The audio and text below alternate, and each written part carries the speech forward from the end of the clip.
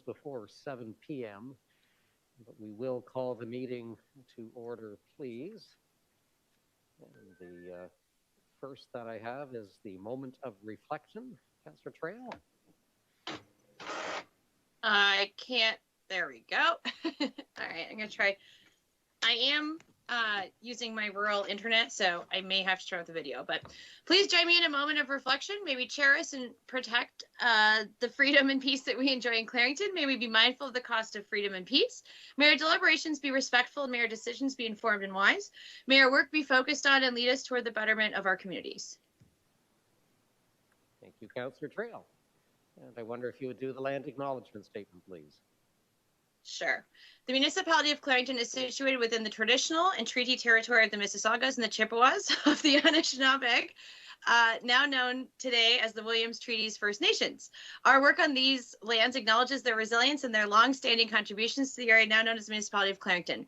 And now all of the viewers at home know that we need the phonetic pronunciation too. Thank you. Thank you very much. So some quick meeting notes, if you will. This meeting is taking place through Microsoft Teams. Delegations and presentations will be joining us via Microsoft Teams or by telephone. Those using a telephone will need to use *6 to mute and to unmute themselves. Delegations have a maximum of 10 minutes to speak, plus questions from the members to follow. This is a reminder to those participating in the meeting that their phone number or name will be visible as part of the live and archived video. Live streaming is available at www.clarington.net/calendar, which is also where the archive video will be found later in the week. Do we have any declarations of interest? Councillor Hooper, I thought that you might do that. I'm guessing item A on report GGR-003-21. This would be the funding for the BIA. Item number subsection 2, or 2, item subsection A, please, if I could, Your Worship. Please and thank you. The clerk has. You had all the rest of. You had all the rest of it correct. Thank you, and the clerk does have that. Councillor Schwartz. I think I should declare on the BIA items as well. All righty. And that's because you have property in the BIA? I should too then, correct? No, I pay a BIA levy. Okay, you're a member? Okay, thank you. Councillor Anderson? I stand corrected then. No need to. All right. Okay, any further declarations? Okay, seeing none. I wonder, Councillor Hooper, if you'd take your hand down, that would be great. Sorry, sir, I apologize for that. Yeah, I do it all the time, Councillor Hooper. Announcement starting with Councillor Trail, please.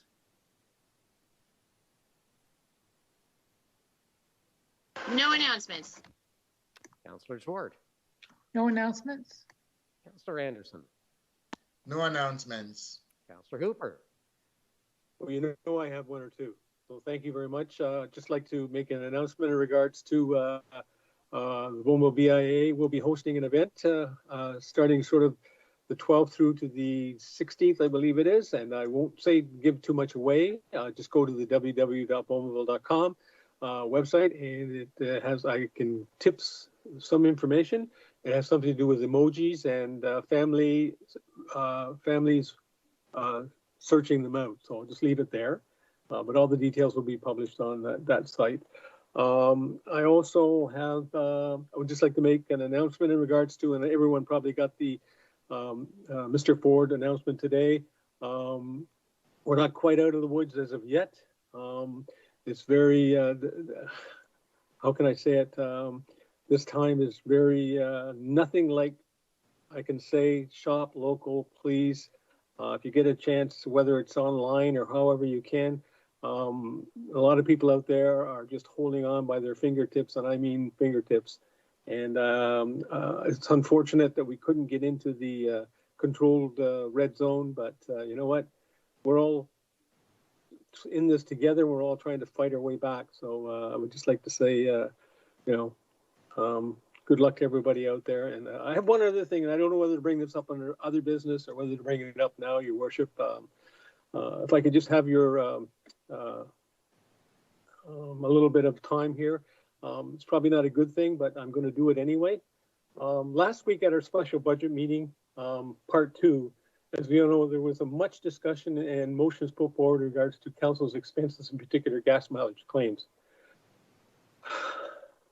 I would just like to comment about social media comments and graphic posts that were put online, and I was particularly disturbed and hurt by these comments, especially in regards to information that was incorrectly posted. I would like residents to know that every year, correct information is presented to council at year end and usually voted on in regards to councilors' expenses, et cetera, et cetera. Being a long-term council, I hope that residents will please view these reports before making any assumptions with incorrect information posted on social media. This has really, to me, has hurt me in more ways than people will ever know. Again, I know we got caught up in the moment, but please do not put hurtful comments when they are not correct. Thank you, and that's all I'll have to say about that. Thank you, Councillor Hooper. Councillor Jones. No announcements. Thank you. Councillor Neal. No announcements. Thank you. So I've got a couple. One is the weekend after next will be, unfortunately, a virtual For the Love of Art Gala. So folks should take a look at that. Support local arts right here in Clarington. Councillor Hooper, thank you for your caring. I found that post to be exceptionally disrespectful and in exceptionally poor taste as well. And there is another announcement of note, but that announcement will come from Mr. Andy Allison. Andy, you have somebody to introduce. Yes, thank you, Worship. It's my pleasure tonight to introduce our new Director of Planning and Development Services to Council and members of the public that are watching this evening's Council meeting. Joining us today for the first day was Ryan Windle. Ryan is a registered professional planner with more than 23 years of professional planning experience. He's a graduate of Dalhousie University and also Ryerson School of Urban and Regional Planning. He's got a very diverse background in urban and rural planning and development through various positions he held south of the border, city of Fort Myers, out east, city of Fredericton, in the private sector with MHBC Planning, and back here in Ontario with the city of Barrie. And most recently, he was the chief planner for the town of Bradford, West Gwillimbury. When he's not doing all that planning work, he enjoys spending time with his family. He lives in Aurora with his wife, Holly, 2 boys, Colin and Nathan. Welcome, Ryan, to Clarington. And Your Worship, I'd also like to thank Ms. Langmaid for her leadership as acting director for the past 20 months. Mr. Allison, thank you. And Ryan, it was good to see you today. You had an opportunity to meet a couple of the councillors. We've got an amazing municipality. So, Ryan has been watching, and I'm not sure if this is, a good sign or not, but he's been watching council meetings and catching up with what's going on in Clarington. So, Ryan, again, I'm sorry, Madam Clerk, you just sent me a note asking if you need a break before. Okay, so how long do you need? So I wonder if we've got some technical issues before we get into the rest of the agenda. I wonder if we could have a 10-minute break, please. Thank you, Councillor Hooper. We have a second. Thank you, Councillor Zwart. All in support, please say yes. Yes. Yes. Yes. Opposed, if any, please say no.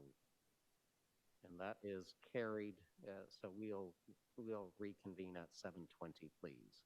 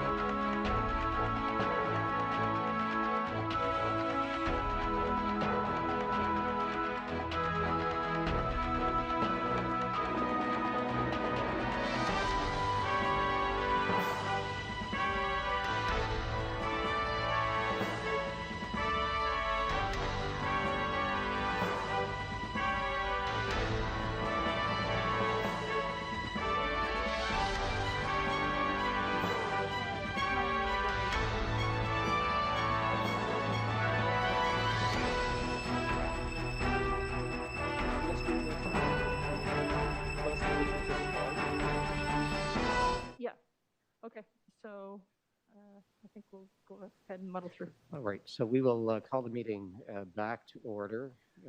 Madam Clerk, if you want to do a quick sound check. So members of the public, members of council know until we get the software straightened out, there will be no live streaming, nor will this part of the meeting, again, until we get it straightened out, be recorded. Madam Clerk? I'll just add to that, if we have members of staff that maybe we're going to listen into the video, if the member of staff that's in this meeting knows about them, could you just forward the invite to them and invite them onto this meeting so that they are part of it? So I'll do the roll call beginning with Councillor Anderson. I am here. Thank you. Councillor Hooper? I'm still here, June. You're still here. Good. So are we. Councillor Jones? Here. Thank you. Councillor Neal? Here. Thank you. Councillor Trail? Here. Thank you. Councillors Ward? Here.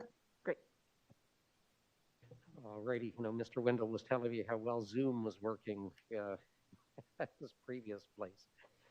Anyway, we will move on. So we have made it through announcements.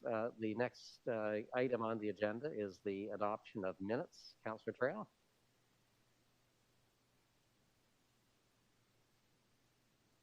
Pardon, no announcements, or did I miss something? My printer was printing. You started the announcements. You said you had none, so we are through the announcements. Okay. But if you'd give me a motion on the minutes, that would be helpful. Yes.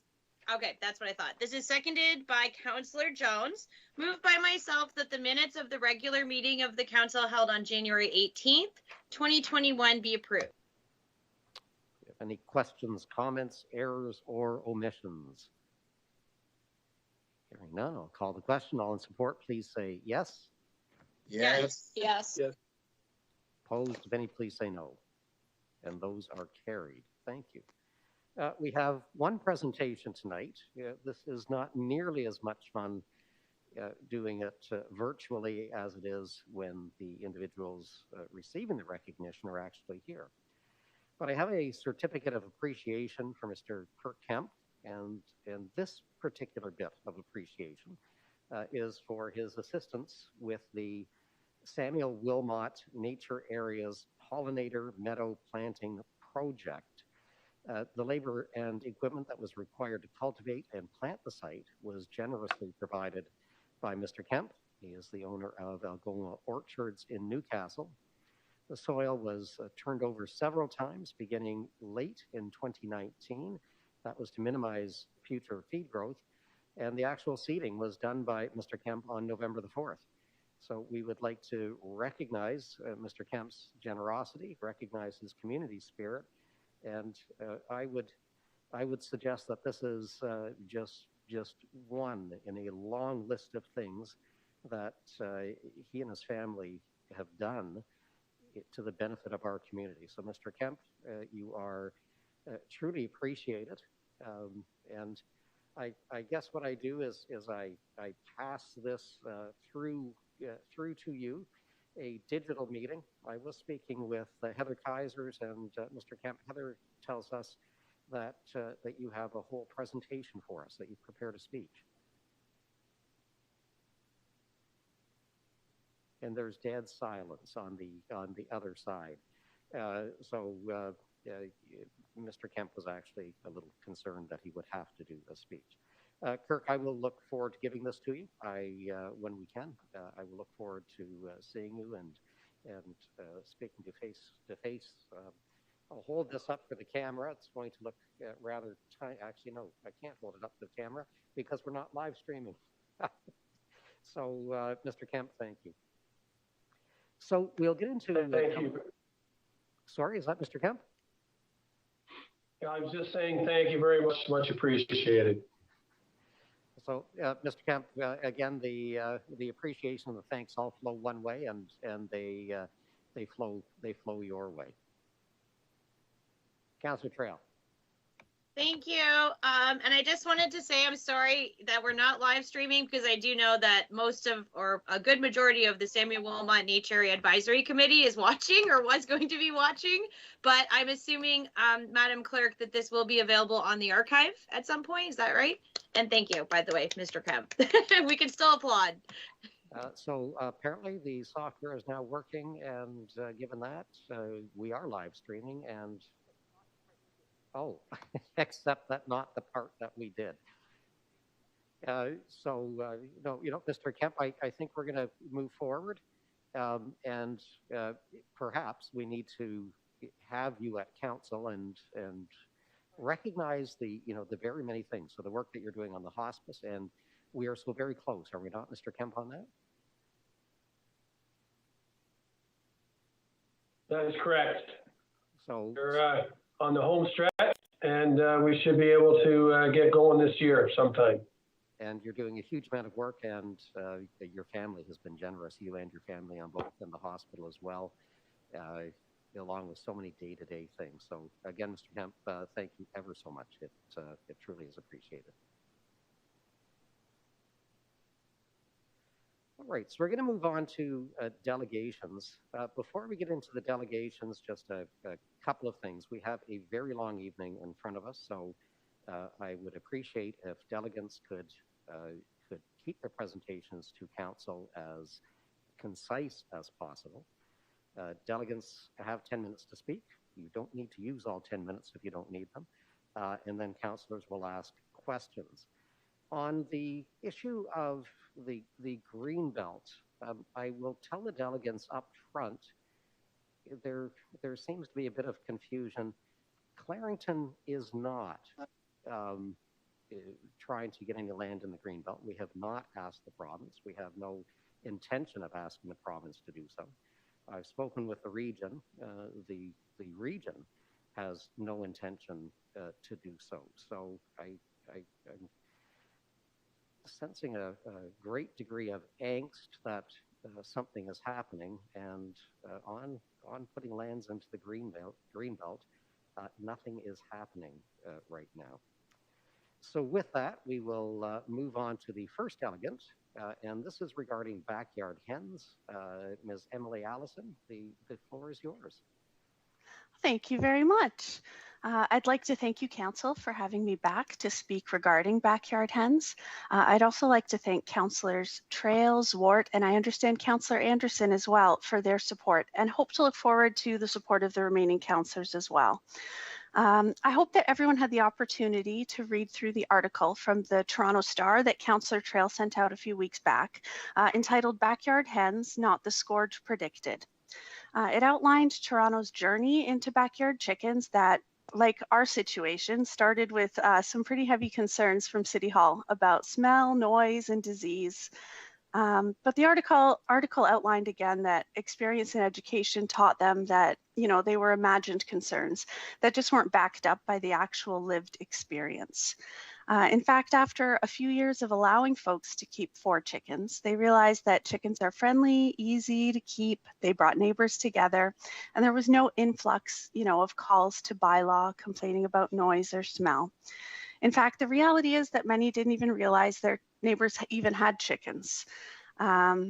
We believe that with a bit of education, folks will have their concerns alleviated. The Poultry Industry Council is an Ontario organization with such members as Egg Farmers of Ontario, 4-H Ontario, and the University of Guelph. It is currently offering in March, actually, an information webinar on how to responsibly keep urban hens. With the support of such reputable and influential Ontario organizations, I really think that in Clarington, we need to request a report on how feasible it is to keep urban chickens here, especially for folks with large lots. This whole journey for me started because an Orono resident just last summer was told that she couldn't keep 4 chickens on her half-acre country lot. So I think that we really need to look to the organizations that are backing up urban hens when making these decisions. And at the very least, we need to come from a place of education. Sustainable living is not going anywhere. And Clarington is on the forefront of an opportunity to, again, lead the way in that regard. More and more people are using their yards to grow a garden, dry their laundry, and yes, we don't believe it is unreasonable to keep a few chickens. We're an agricultural community and pride ourselves on that. And as such, we need to at least vote to get the report so we can make an educated decision. Thank you for your time. Ms. Allison, thank you for that. Councillor Anderson. Thank you, Chair.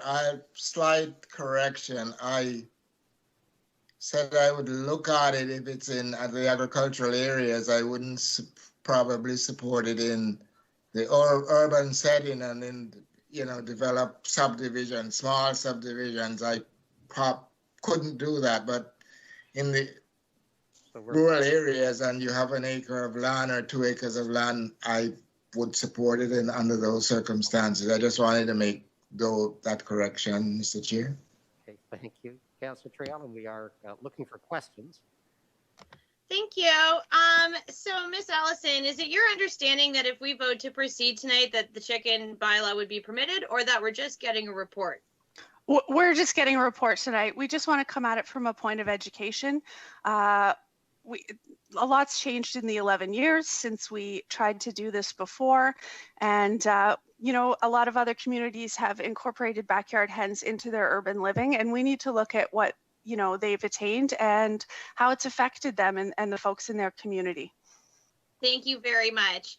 And I do plan, full disclosure, to post about the chicken issue tonight on my social media, and I will be using some chicken emojis. Thank you. Well, we'll hope that post is far more respectful than the last one. Councillor Anderson, I took your hand down, but then I saw your hand go back up. I don't know. Do you have a question? No, I failed to take it down.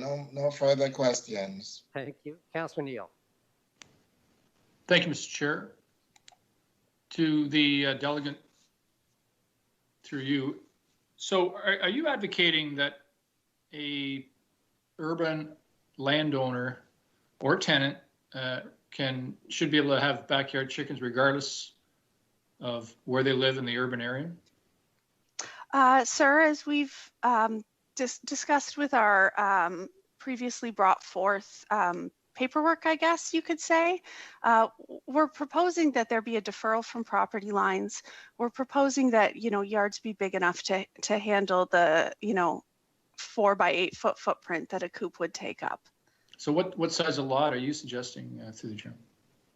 Well, I mean, my lot is 150 by 60, and I could very easily keep backyard chickens here. I understand there are some folks in townhouses where that wouldn't be feasible. There are folks with smaller lots than that. But I think even if we're doing this for, again, like I mentioned, the folks in Orono on a half-acre lot, right now they're not able to keep backyard chickens, and we feel that that's sort of an unreasonable stance to keep.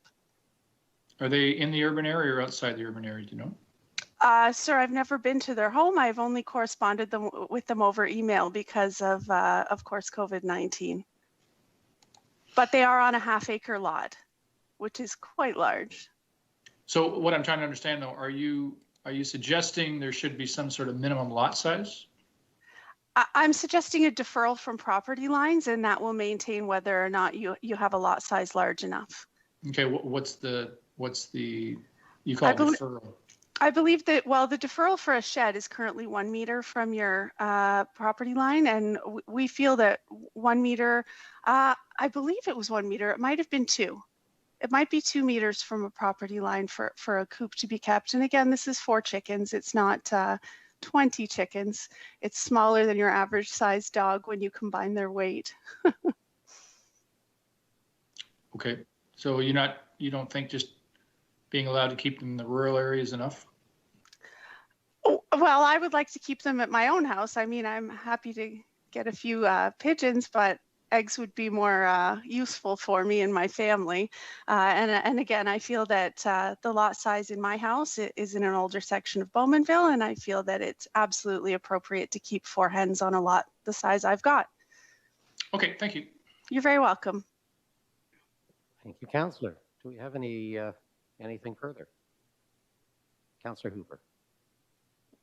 Yes, thank you, Mr. Chair, Mr. Mayor, and thank you, Ms. Allison, for coming forward tonight. As one of those people who was kind of opposed to it for obvious reasons in regards to health and things like that, you said there's been a lot of changes in the last 10 years. Could you give me a couple that have changed since the last 10 years, just for examples? Absolutely. For example, a really great example actually is that Toronto Star article sent out by Councillor Trail a few weeks back. In 3 years ago, Toronto legalized backyard hens, again with the same sort of proposal that we've submitted. 4 hens per lot, no roosters. You have to have a predator-safe coop, that kind of thing. Register your animals with the city like you would a dog or cat. And Toronto did it. They had a lot of backlash from City Hall, actually, because people were really concerned about disease. They were concerned about, noise. And 3 years into the project, they've looked into it, and people aren't calling bylaw complaining. There actually has been very little backlash, and if anything, it's brought neighbors together to discuss other sustainable ways of living. I think that article is a really great place to start, actually, because it's current, it's within the last 4 years, and it shows really that people's predictions about what 4 hens looks like in a yard is a lot different than the reality of it. It's not, a warehouse or a barn with hens where they have, 4 square feet per hen. We're talking, 15 square feet per bird, and it's 4 birds. It's not 100. And I feel like, again, that Toronto Star article was a really great outliner for how it could look here in Clarington for us. I did read the article. I also read articles from the Egg Association of Canada, and spent a great deal of time on that last night. So thank you very much. Appreciate it. You're very welcome. Thank you. Thank you, Councillor. Do we have any further questions?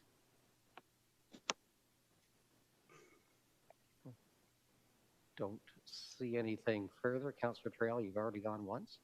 I was going to move a motion that we deal with the delegation, because otherwise she'll have to wait like 2 hours, and I don't imagine this will take too long, that agenda item from the committee report. But just a proposal. Hold on just 1 second. Yeah, Ms. Howell, just a question for you. We've had a memo from Mr. McIver and a lot of discussion. You're looking for another report. What would you expect out of the report? My expectation is that it's going to follow the same lines as what Toronto's found. My expectation would be that we would consult the Egg Farmers of Ontario, perhaps, or an oversight group. Like I said earlier, the Egg Industry Council is supported by the Egg Farmers of Ontario, the University of Guelph, all these reputable organizations. And I'm hoping that now that these organizations are supporting urban chickens, we can find some research that will help people be educated just about what it looks like. Like right now, folks are keeping chickens in Clarington, but they're not going to invite you to their house to see how lovely it looks, because it's not legal, if we're being honest about it. Now, I feel like if people Allison, knew... You did answer the question. Okay, they're very good. Thank you, sir. I don't want to be rude, but we've got a really absolutely very long agenda.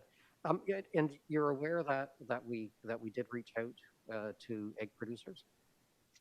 Yes, sir. I read that report from those farms there, and they were concerned about disease specifically.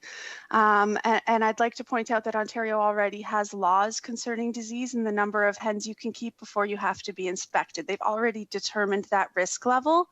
And I'm surprised that the egg farmers didn't mention that, because it is important to note that they've already decided what level of risk regarding number of hens is acceptable. Okay, thank you very much. You're very welcome. Councillor Trail, you're going to give me a motion to alter the agenda to deal with, I'm guessing you've got it right in front of you. I do, actually. So this would be 11.2, committee report number 1, sub D 10.1, which is Mr. McIver's memorandum. Okay, that's 1D like David, 10.1. And if we can put that on the floor, I know you need a motion to alter the agenda, so I'll give you that motion. Altering the agenda to bring that that item forward. Do I have a seconder?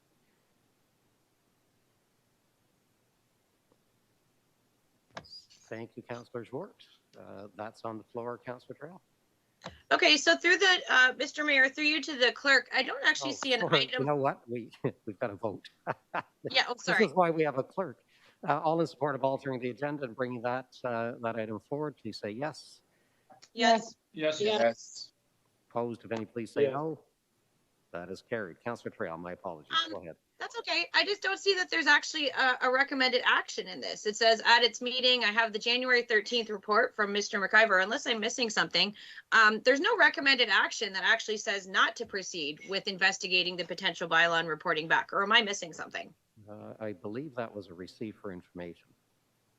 Right. So, I mean, technically, does this not mean staff are still investigating?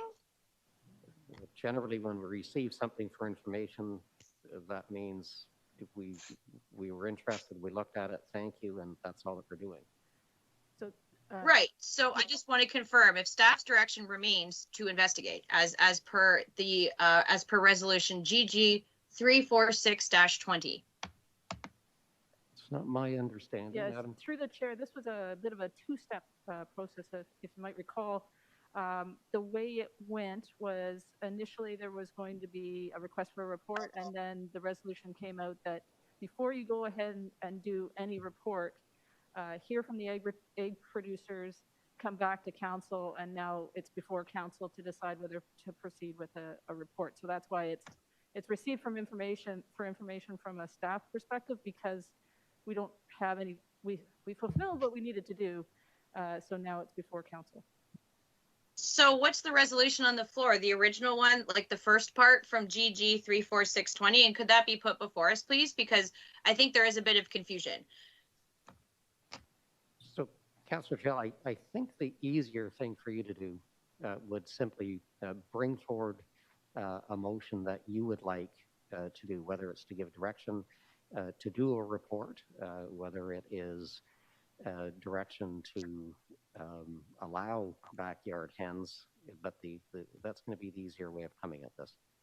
Okay, so I'll give you the motion as per GG 346-20 that staff investigate the potential for a bylaw to permit the keeping of backyard hens and report back with proposed bylaw to, well, I'll let staff weigh in on what timeline they'd like, and that will then give us an opportunity to see what the bylaw would look like. And I don't imagine this would take very much time, given that Toronto has already done all the legwork. The only concerns I think that residents would have, or members of council might have, as per the regional councillor for wards 3 and 4's comments about setbacks. And I believe that's also the regional councillor for wards 1 and 2 comments. And I certainly share those concerns. And I personally would also not support any kind of bylaw that didn't have setbacks in order to ensure you know, that there's that minimum distance. And obviously for townhouses or apartments, this would be wholly inappropriate, and that's captured by the Toronto bylaw. I will reiterate some key facts from that, that there were only 60 households in all of Toronto that actually took this up. So I don't think we're going to see a flurry of takers on this, with that said, but it is nice to know too that all of the concerns that council had in Toronto about rodents and disease, as you read from the article, bylaw reported none, absolutely none. So again, I don't think we want to make a mountain out of a molehill on this, but I do think it behooves us, given the outpouring of support we've had and the fact that more families are moving to self-sustainability and self-sufficiency, especially in these uncertain times, that we should do what we can to promote people farming, like growing their own vegetables, and if they want to raise their chickens to have eggs. I think this is admirable, and also will help educate families and especially kids about the importance of agriculture by bringing it home to them. So I hope I'll have council's support on this, and I would like a recorded vote, please. Okay, and Councillor Zwart did second that. Thank you, Councillor Zwart. Questions or comments to the motion?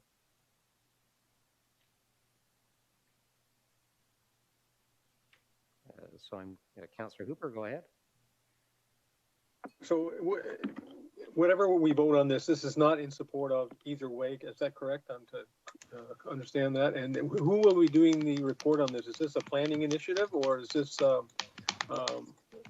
to be downloaded onto the planning department too, in regards to their busy agenda that they have in the next little while? I would think it would be Ledge Services and Mr. McIver.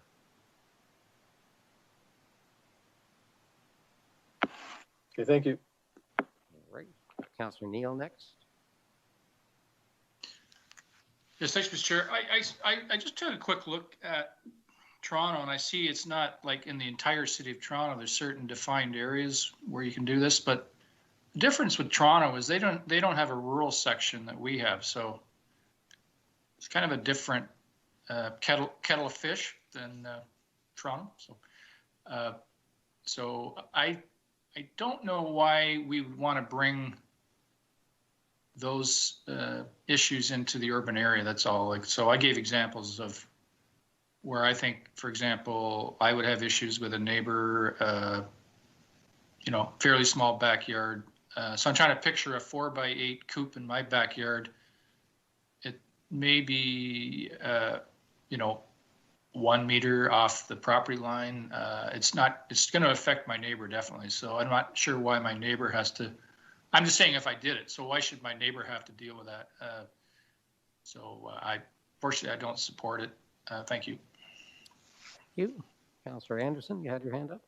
Yeah, Councillor Neal touched on it. Yeah, so I would, if it's not in the urban areas, so in the agricultural sector and you have enough land, yeah, we can look at that. And I don't know if we need a report to do that, but if you want a report, so be it. And the difference with Toronto as well, they don't have chicken farms close by that you could have that could transmit disease from these hens to those farms. So that's also a factor. So yeah, so if we need a report to do that, that it's going to be in the rural areas, then I guess I would look at it then. Thank you. Thank you, Councillor. Anything further? Councillor Trail, if you want to wrap up. Thank you. I mean, the whole point of this is to look at allowing them in urban areas as well, provided there is a minimum setback. Again, I didn't even know that my neighbors had chickens. That's how quiet they are. So I think some of the concerns with respect to noise are largely, I think, unfounded, especially when you compare that to dog barking, which we all know is a common problem. The same issue goes for the coop. Again, if we have a bylaw which does regulate how like odor, again, I don't see that being an issue when you consider the issues that we have again with dogs. So I don't think that. I think a lot of this is again. I think it's not. Those aren't concerns that are going to manifest. But I will let the vote go how it goes. And again, this is simply to get us the information on what a bylaw would look like. Thank you. Thank you, Mr. McIver. You would be tasked with doing this. You've already, I think, given us an opinion on your report. If this vote carries, do you understand what we are looking for from you?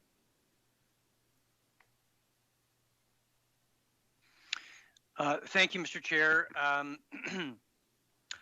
I've so far not provided any positive sort of position on whether this is a good idea or not.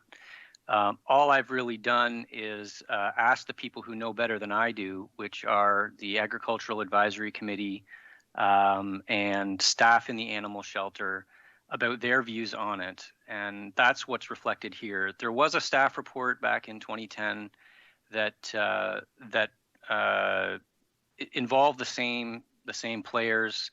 At that time, staff didn't support it based on the input that was received. There really isn't any more resources on staff that we can bring to bear on this that hasn't already sort of given some advice. So if I'm being asked to prepare a report about whether this is a good idea or not, I'm going to be casting about to try to find someone that has a different opinion or someone else that has the same opinion to add that to the mix. And I'm not sure that that's what council is really wanting from me. I think it's really a matter of whether you know, I think at this point we know what the policy pros and cons are, and it's whether we're going to dive into it or not. I can easily prepare a draft, a bylaw that reflects something similar to what's in the City of Toronto. If council would like to see that and then debate it, that's easy to do. I'm providing to you with that. I'd be providing that to you not with any sort of submission about whether it's a good idea or not on a policy level. Just simply, this is what it would look like if this is what you want. So that's what I would say about a report. I'm not sure what the objective of another report would be, rather than just sort of getting on with it. Perhaps there's some element to it that I'm not understanding, and that can be clarified for me, and I'd be happy to pursue some other line of argument about it. The second thing I wanted to raise was that, and this wasn't entirely clear to me at the time that I was writing that memo. It was just sort of presented to me as an exotic animal bylaw issue.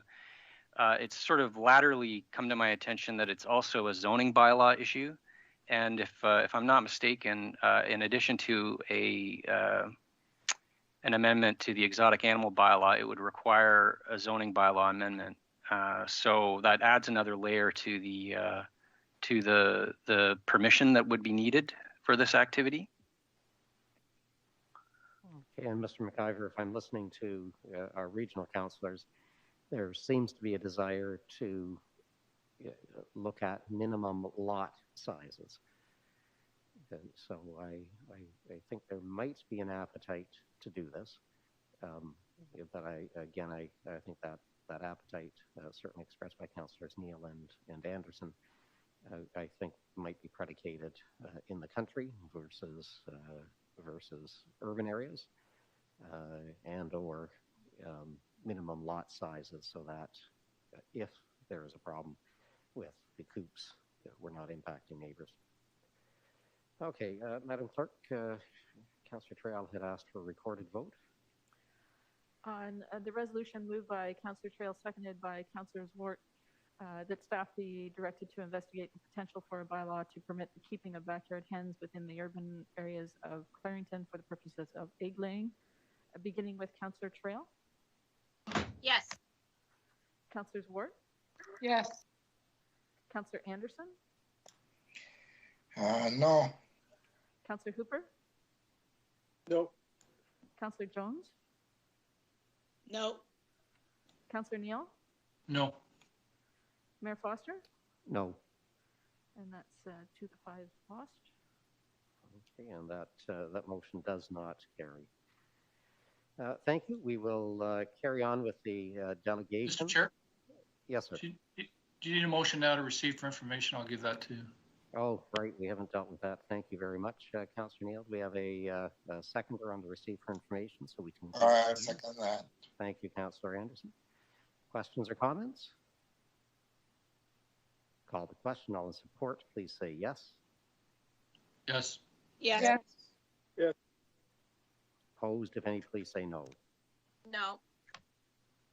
And that is carried. Thank you. So our next delegate is Mr. Stephen Selby, and this is regarding public meeting notice for Special Study Area 2 of the Clarington Official Plan. This is item 4 of the P&D report. Mr. Selby, the floor is yours, sir. Oh, so good evening, Mr. Mayor. Just confirming, first of all, can you hear me? We can. Yes, well, thank you very much. So yes, so first of all, thank you for the opportunity to be heard tonight. I was planning to speak about the Green Belt Initiative, but given your statements a few minutes ago that this initiative is not on the table, I will decline to do my delegation tonight. You have my letter, and if the initiative arises in the future, I will be willing to do my delegation at that point in time. So with that, I have nothing further to say. Okay. Councillor Neal has a question for you, so thank you, sir. Councillor Neal.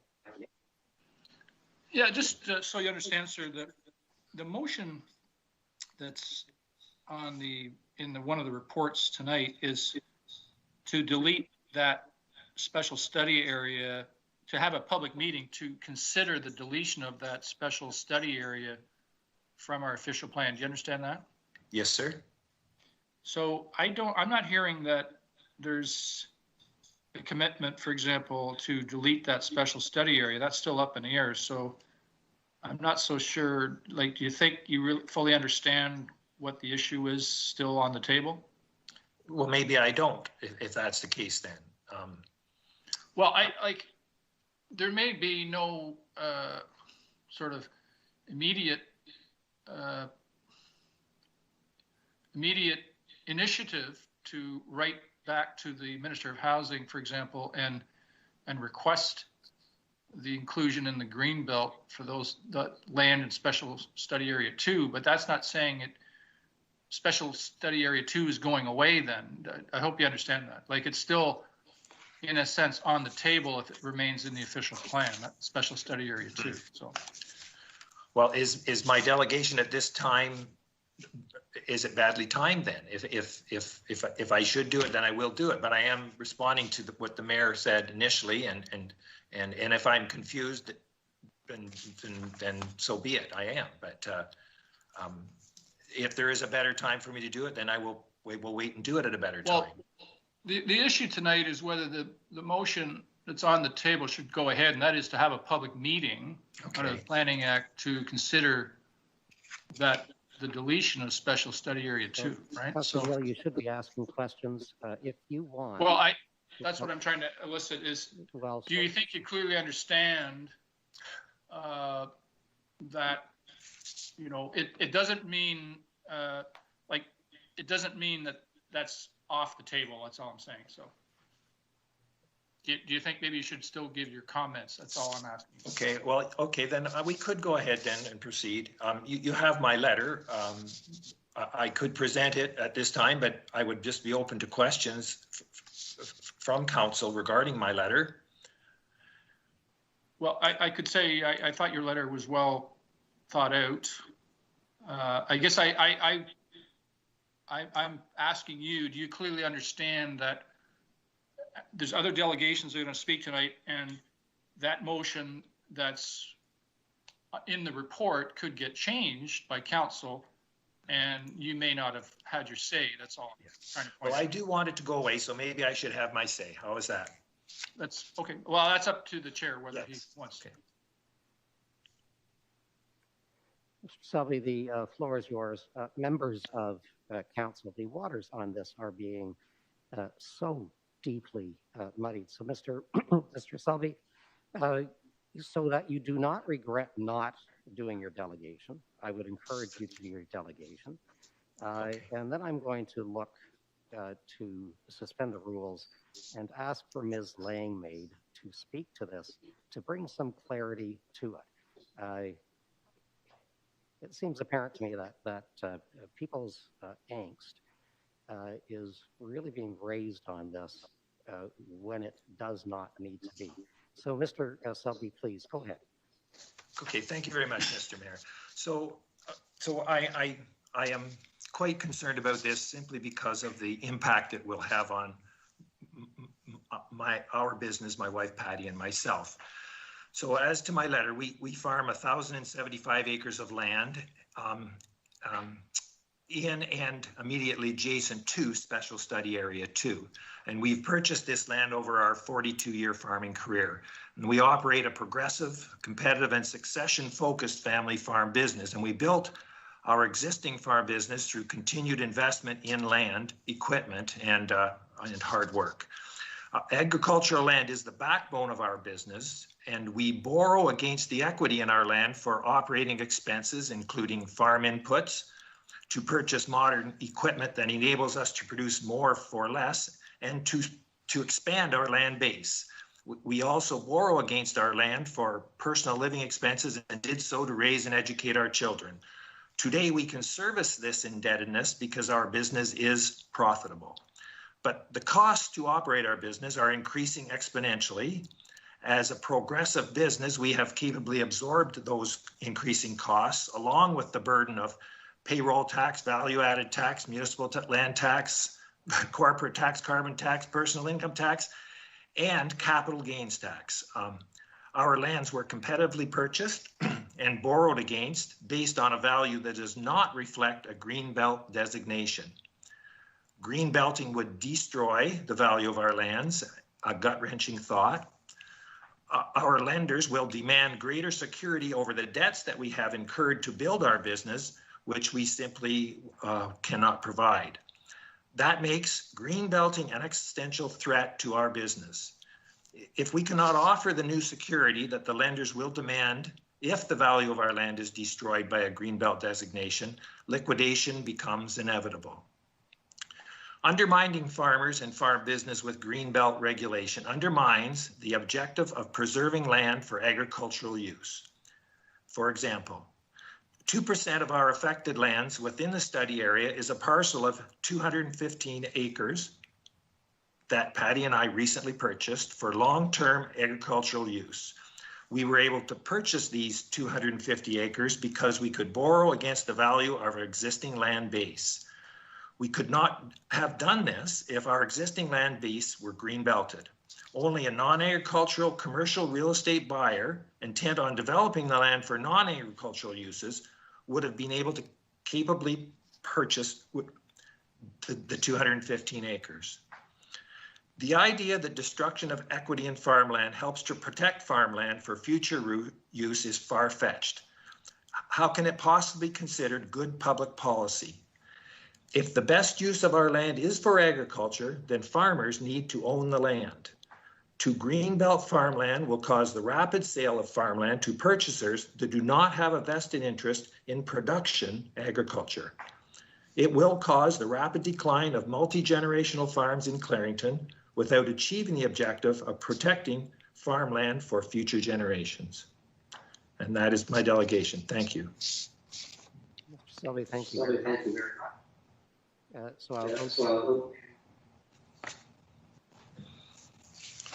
Sylvie, I wonder if you can turn your mic.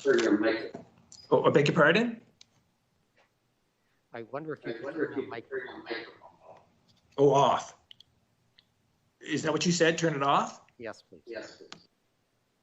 Thank you. We're getting a lot of feedback here, so a bit of a challenge. I don't know why we weren't earlier. Councillor Neal, you have questions. Yeah, thanks, Mr. Chair. So I take it, have you read the specific part in the official plan that's at issue here, section 17.3, special study area 2? Mr. Sullivan? Have I read it? Yeah. No. Okay. So it actually states, and I'll quote from it. Councillor Neal, we're supposed to be doing questions.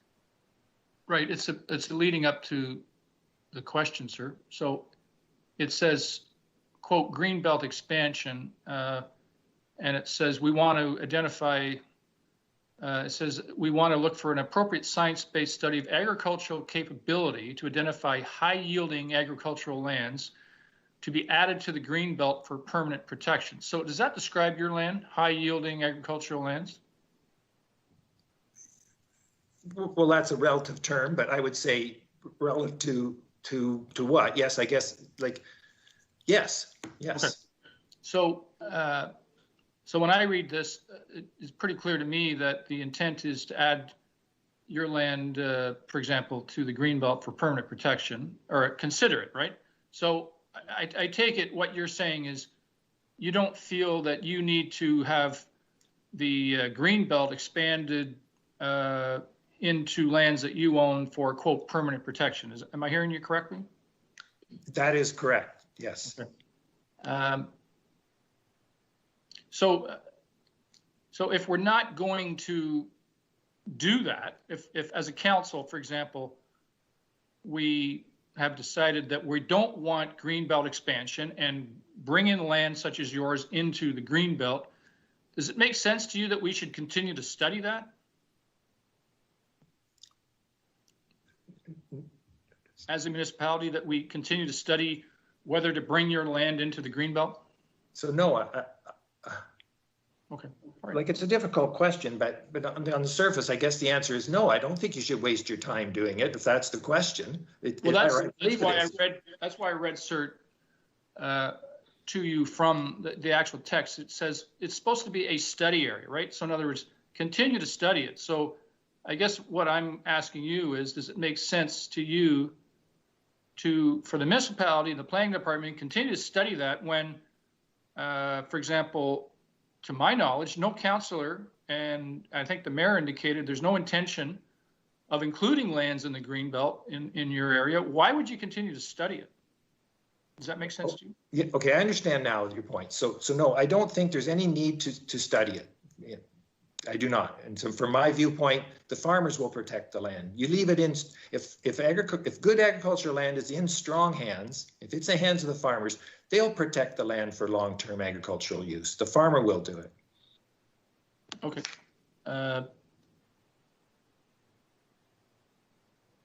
Okay, very good. Thank you, sir. Thank you, Councillor Neal. Thank you. And Mr. Selby, thank you for your patience with us. Councillor Anderson, questions, please. Thank you, Mr. Selby. And as the mayor pointed out at the beginning, I don't think there's any appetite to greenbelt your land, sir. And Mr. Selby, are you aware that this has been in the official plan for the last 5 years? Yes, sir, I am aware of that. Okay.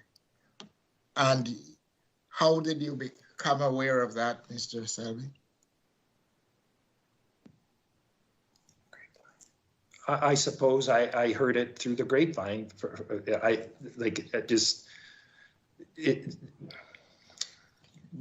I don't know how else to answer that question. I just heard about it. Okay. And did you ask the planning department if that was if that was a fact, or if the planning department or council had any intention to approach the province in order to add your property to the green belt, or the areas in area special study 2? No, I did not ask the question. Did you ask any of the councillors? I did not personally ask a councillor, no. Because you know what, there's a lot of misinformation out there, so I wish you would have asked, and probably wouldn't be here today. Okay.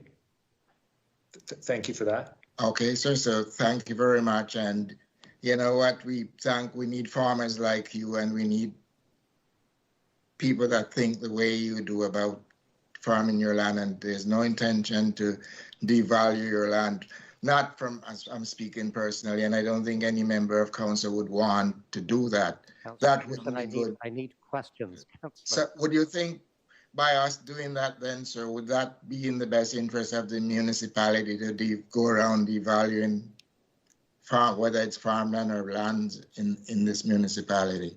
No, I certainly do not think it would. And to my comment, it would not be good public policy. I agree with you on that, sir. Thank you very much. Thank you, sir. Thank you. Do we have any further questions for Mr. Selby? I don't see any hands going up. Mr. Selby, we're going to continue to discuss this. So I'd suggest you hang on. We're going to do something I think we will, a little bit unusual, which is to get Ms.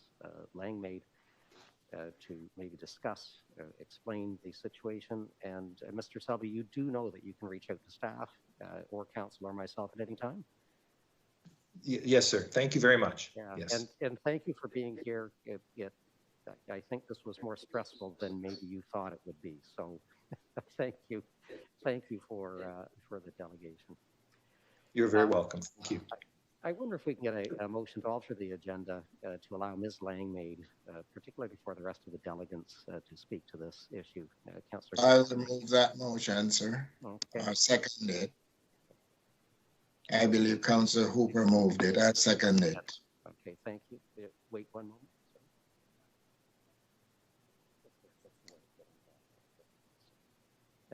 All right, so the clerk is saying that what we really want to do is suspend the rules to allow that instead of altering the agenda, which is fine.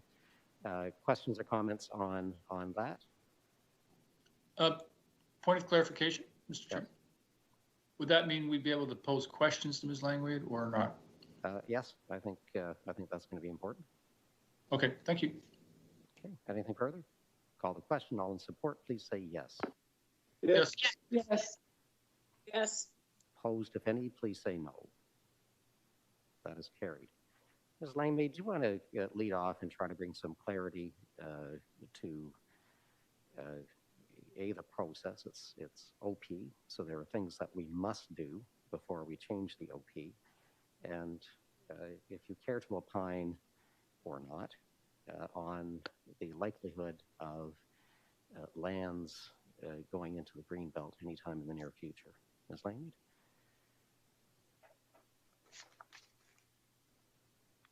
Thank you, Your Worship. I think where I'll start, though, is that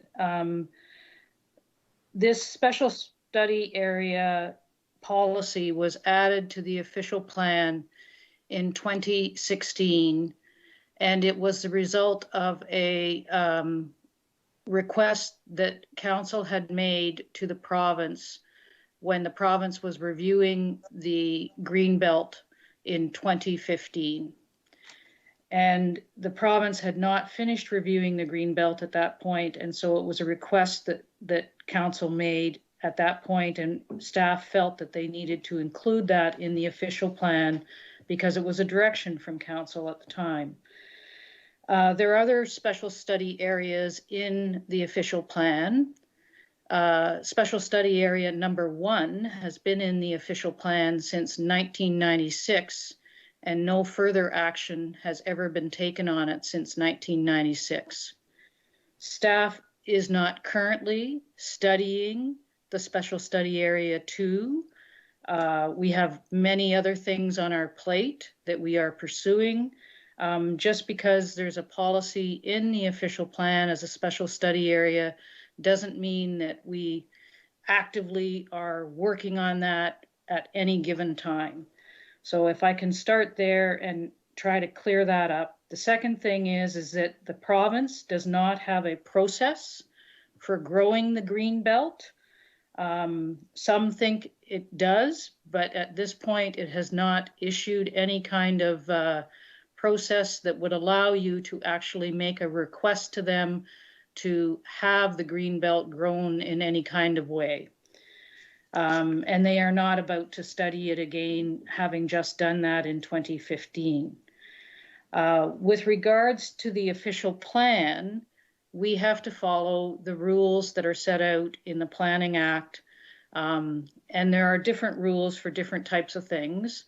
This would be an official plan amendment to remove this policy out of the official plan, and it either could be done as a site-specific policy, because it is about specific properties, or it could be done as part of a general review.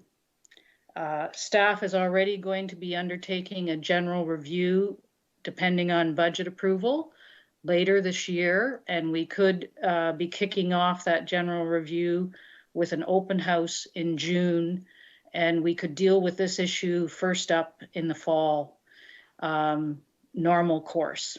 What we were asked to respond to was a motion that was asking us to have a statutory public meeting in March. We outlined the process and said we can't do it as early as March. The earliest we could do it is April. However, if we did that in April, we would have to delay other projects that affect other property owners, many of whom have either submitted communications to council or are listed as delegations this evening.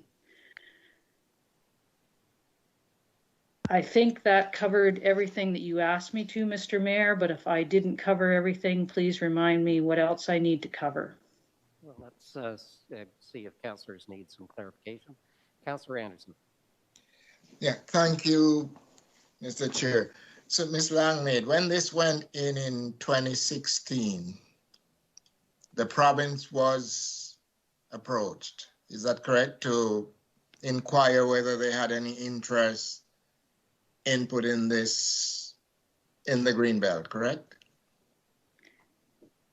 Through the chair to Councillor Anderson, no. Council had already put in a request in May of 2015 to the province, but we had not had a response from them. Since it has gone into the official plan, we have never approached them since then. Okay. So take it, so you would assume since you we did not receive a response. The province had no interest in adding this to the Greenbelt. Would that be a correct assumption? Through the chair to Councillor Anderson, yes, it would, because when the province reviewed the green belt in 2015, they did make adjustments in a few other areas, down in the Niagara area. They did not make any in our area whatsoever. All right, correct. So where I'm going with that, the government of the day was very pro green belt. They didn't see fit to do that then. I don't see this government have any appetite to doing this now. And what's before you, the special study area 2, would be to remove it from the official plan, correct? The whole area. So there would be no, if it's removed, there would be no studies. It would just be removed, correct? Through the chair to Councillor Anderson, what the motion actually says is that we review it. It doesn't say delete it, and it most likely shouldn't say delete it. Could it say deleted? Could it be deleted? It could be deleted, but that is something that council should base that decision on, having all of the information before them. So that would be what you would have on April 26th, if that's the date you wish to go with, or else in the fall, which is the alternate date. Okay. You need to see the official plan amendment first before you make a decision on it, is what I'm saying to you. So after that happens, we can make a decision to say, okay, delete it, correct? Yep. Yes, that is correct. And you're saying if we did it even in April, it would jeopardize other projects and other pressing things we want to move ahead with. So you're proposing that we do this in June instead, correct? Which would be a matter of 6 weeks down, roughly 6 weeks down the road, if I do my math correctly. Through the chair, what I outlined is that in June, we would have an open house kicking off the comprehensive review of the official plan, and that we would not bring forward the amendment until the fall. Okay. So in the fall, then it would be up to council to make that decision, and then it could be deleted then, correct? Council could adopt that, and it would go to the region for final approval, yes. Okay. And which is also true, sorry, excuse me, Councillor Anderson, it is also true of whatever we do in April. That still goes to the region for approval, and I don't know when they would bring forward that approval. And I have spoken to the region, and they have no appetite to have this in the green area in the green belt as well. So I won't speak for them, but I am assuming they would approve that, the deletion of that special area. And to follow up, that would still remain in the white belt, correct? Through the chair, yes, that is correct. Okay, thank you very much. No further questions. Thank you, Councillor. Councillor Neal. Yeah, Ms. Langmead, I do want to take issue with the statement that no request was ever made to the province to have any property in that area included in the Greenbelt, because isn't that exactly what happened last fall when the home hardware issue was before us? In fact, the motion was passed at a council meeting to do exactly that, was it not? Which was then countermanded after it caused a lot of stir amongst the landowners. So would you agree that, in fact, a request did go to the province? Through the chair, what went to the province was a resolution supporting the home hardware with a couple caveats on it, one of which was doing the study that is outlined in Special Study Area 2 which then got withdrawn at a later date.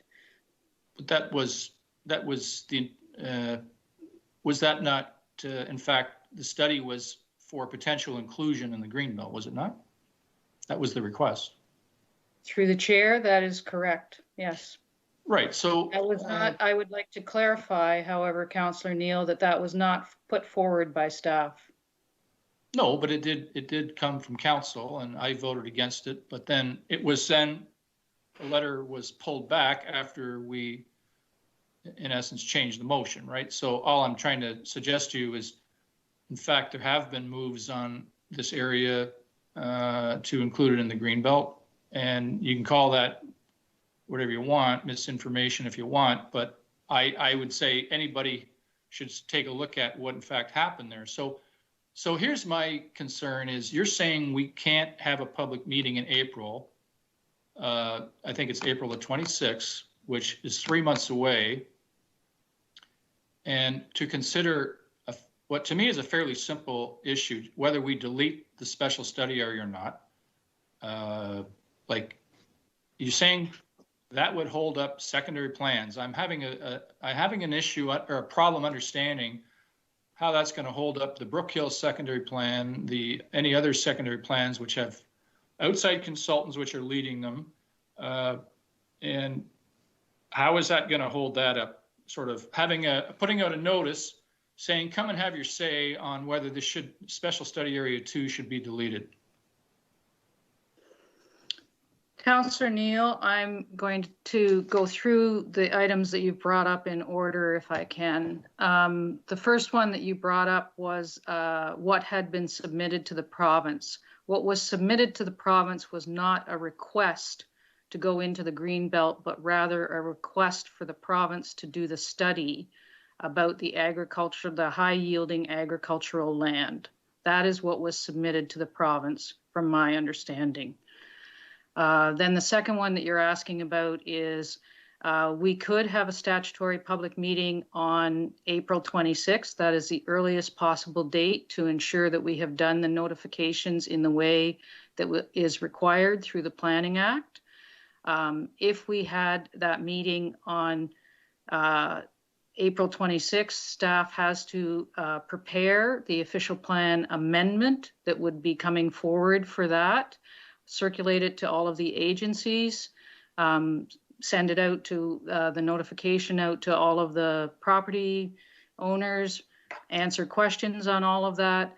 Right now, we are stretched with the resources in the planning department, and we had been planning to bring forward the recommendation reports for the secondary plans in May, June.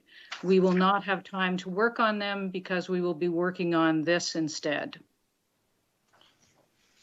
Well, okay, at the risk of oversimplifying it, would the amendment, the OPI amendment, not simply say that we're going to delete special study area 2, which is section 17.3 of the official plan? Does it have to be more complicated than that? Because again, I've heard everybody say, we have no intention of trying to include it in the Greenbelt. So how could that be, again, am I oversimplifying that? Through the chair, yes, I believe you're oversimplifying it because you still have to put together the justification why we are not doing that. And many of the delegations that have been submitted would be part of that justification. But we also need to hear from the general public as well. Sure, I agree, but that was the whole point, I thought, of the public meeting, right? Was to, so personally, I don't understand how this is so complicated to put out a notice saying we're going to delete this. We're considering the deletion of section 17.3 of the official plan. Come and have your say, good, bad, or indifferent. So, and you bring up notice to all the property owners. Am I correct in saying that, for example, the property owners that found themselves in special study area 2 never got any specific notice that was being considered by Clarington, right? In 2016? Through the chair to Councillor Neal, the notice that they got was a mail out in their tax bill plus a number of different newspaper ads, public meetings about different discussion papers that occurred during the entire official plan review process, a website, social media. There was not a specific mailing to every property owner in Clarington. But because this is a site specific, if we went ahead on April 26th, this is a site specific official plan amendment. It's under section 17 as opposed to section 26 of the official plan, and it would require individual mailings. Okay, so I'm okay with that, but again, how many owners are we talking about? You know? Through the chair to Councillor Neal, there's about 1,000 property owners in this area. Okay, but I do recall moving a motion to have everybody notified of the changes in their official plan status, and at that time the planning department recommended against that. That was in 2016. So now we're going to, as you say, notify all affected property owners, which I think that's a good idea. But again, how many days notice do you have to give of the public meeting? How many advance days?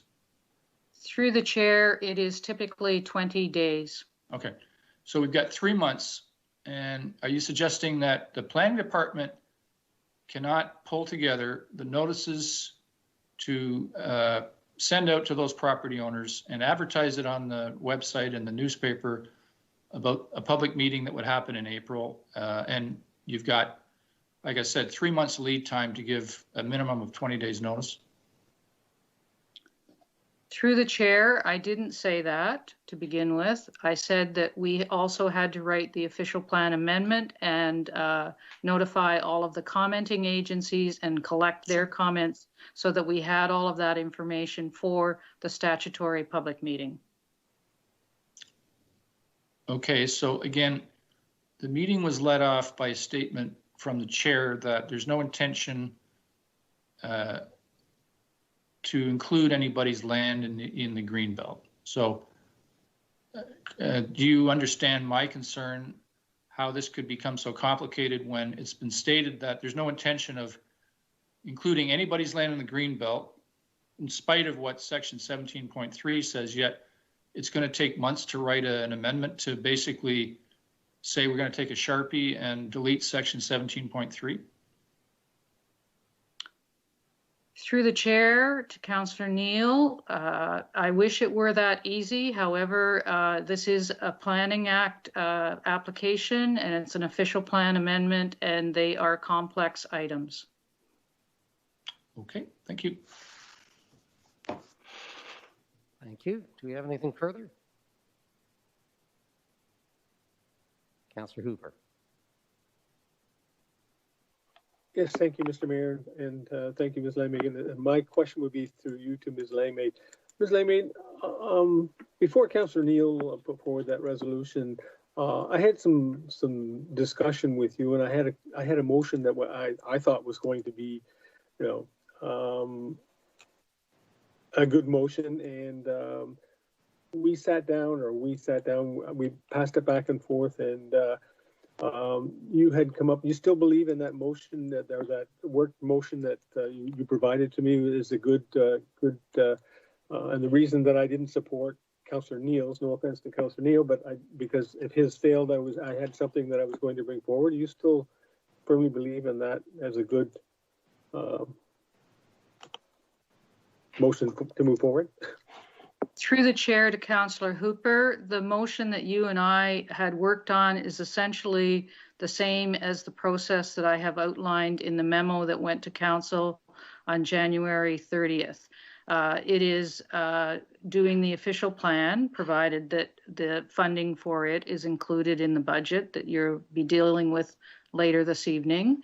And starting out and working on it. And we would bring this as the first item that we would seek an official plan amendment on from council and then submit that to the region. And that we could do in the fall. Okay, thank you very much, Ms. Lemay, and thank you, Mr. Mayor, for letting me ask the question. Thank you. Thank you. Do we have anything further? So, Ms. Langmaid, your memo states that I think it's section 17.3, that bit about the special study area does not qualify as a request to the province to put land in the Greenbelt, correct? Well, you are the chair. That is correct. That is staff's opinion. All right, so the OP doesn't constitute a request. During the MZO, the request moving forward was, let's be abundantly clear, that was not a request to put land in the Greenbelt. That was a request to do what the OP did, which was to take a look, correct? Through the chair, that is correct.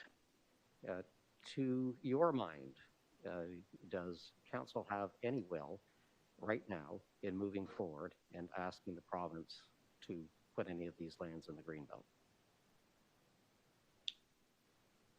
No, I do not believe that council has any will to do that. Okay, and I don't know if have you spoken with Mr. Bridgman at the region? Through the chair, I often speak with Mr. Bridgman, but I have not spoken with him on this item at all. Okay, so I have, and he would suggest that the region would not make such request. And even if Clarington did, and we're not going to, I can't imagine the situation under which this council would do that. The region isn't interested. You point out that the province has no process that they could use to move forward with this, correct? Through the chair, at this time, that is correct. With this government, yes. Okay, so for the residents that are worried about this, is it fair to say that the likelihood of them waking up anytime soon and finding out that there is movement afoot for their property to go into the Greenbelt, that would be a fear that they could probably leave alone? It is an incredibly low probability, from my opinion. There are way more other things that all of us should be worried about. Okay, Ms. Langmaid, thank you. Thank you for the work that you've done on this, and you have been put under an awful lot of pressure. There's a really interesting history, so I've been reading the things that have gone through. I'd encourage members of the public, maybe what we can do is post the timeline on the discussion when that came forward and listen to what was actually said at that meeting. As again, that was not an ask to put the properties in the Greenbelt. If perhaps I think this is being discussed at the Ag Advisory Committee. There may be a lot of people listening in on that. Is that happening at the next Ag Advisory Committee, Ms. Langmaid?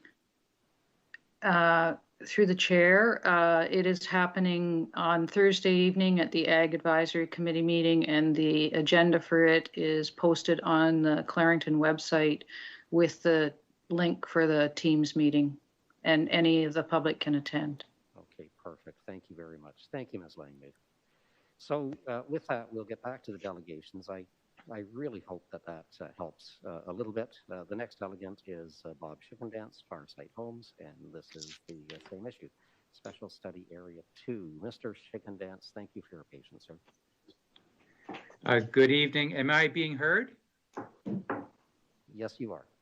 Okay. Good evening, Mayor Foster, members of council, members of staff. Let me just take the opportunity to welcome Mr. Windle to Clarington and also the general public.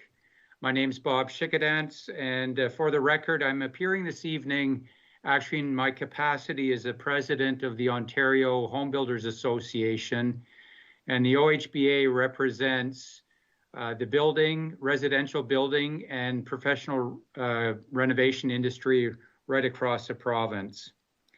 Since the beginning of my term as OHBA president and pre-COVID-19, the OHBA has been presenting a strong and clear message.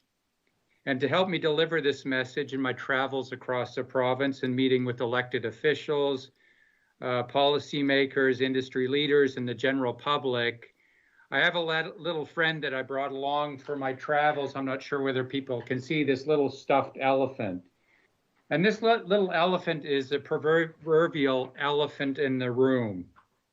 And the message he brings is that in order to accommodate growth in Ontario over the next 10 years, we need to build 1 million homes.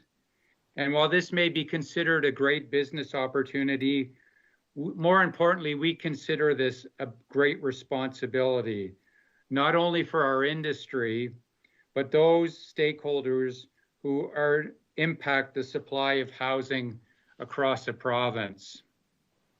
My comments tonight, as you know, are with respect to Special Study Area 2, and I'll be brief and get right to the point.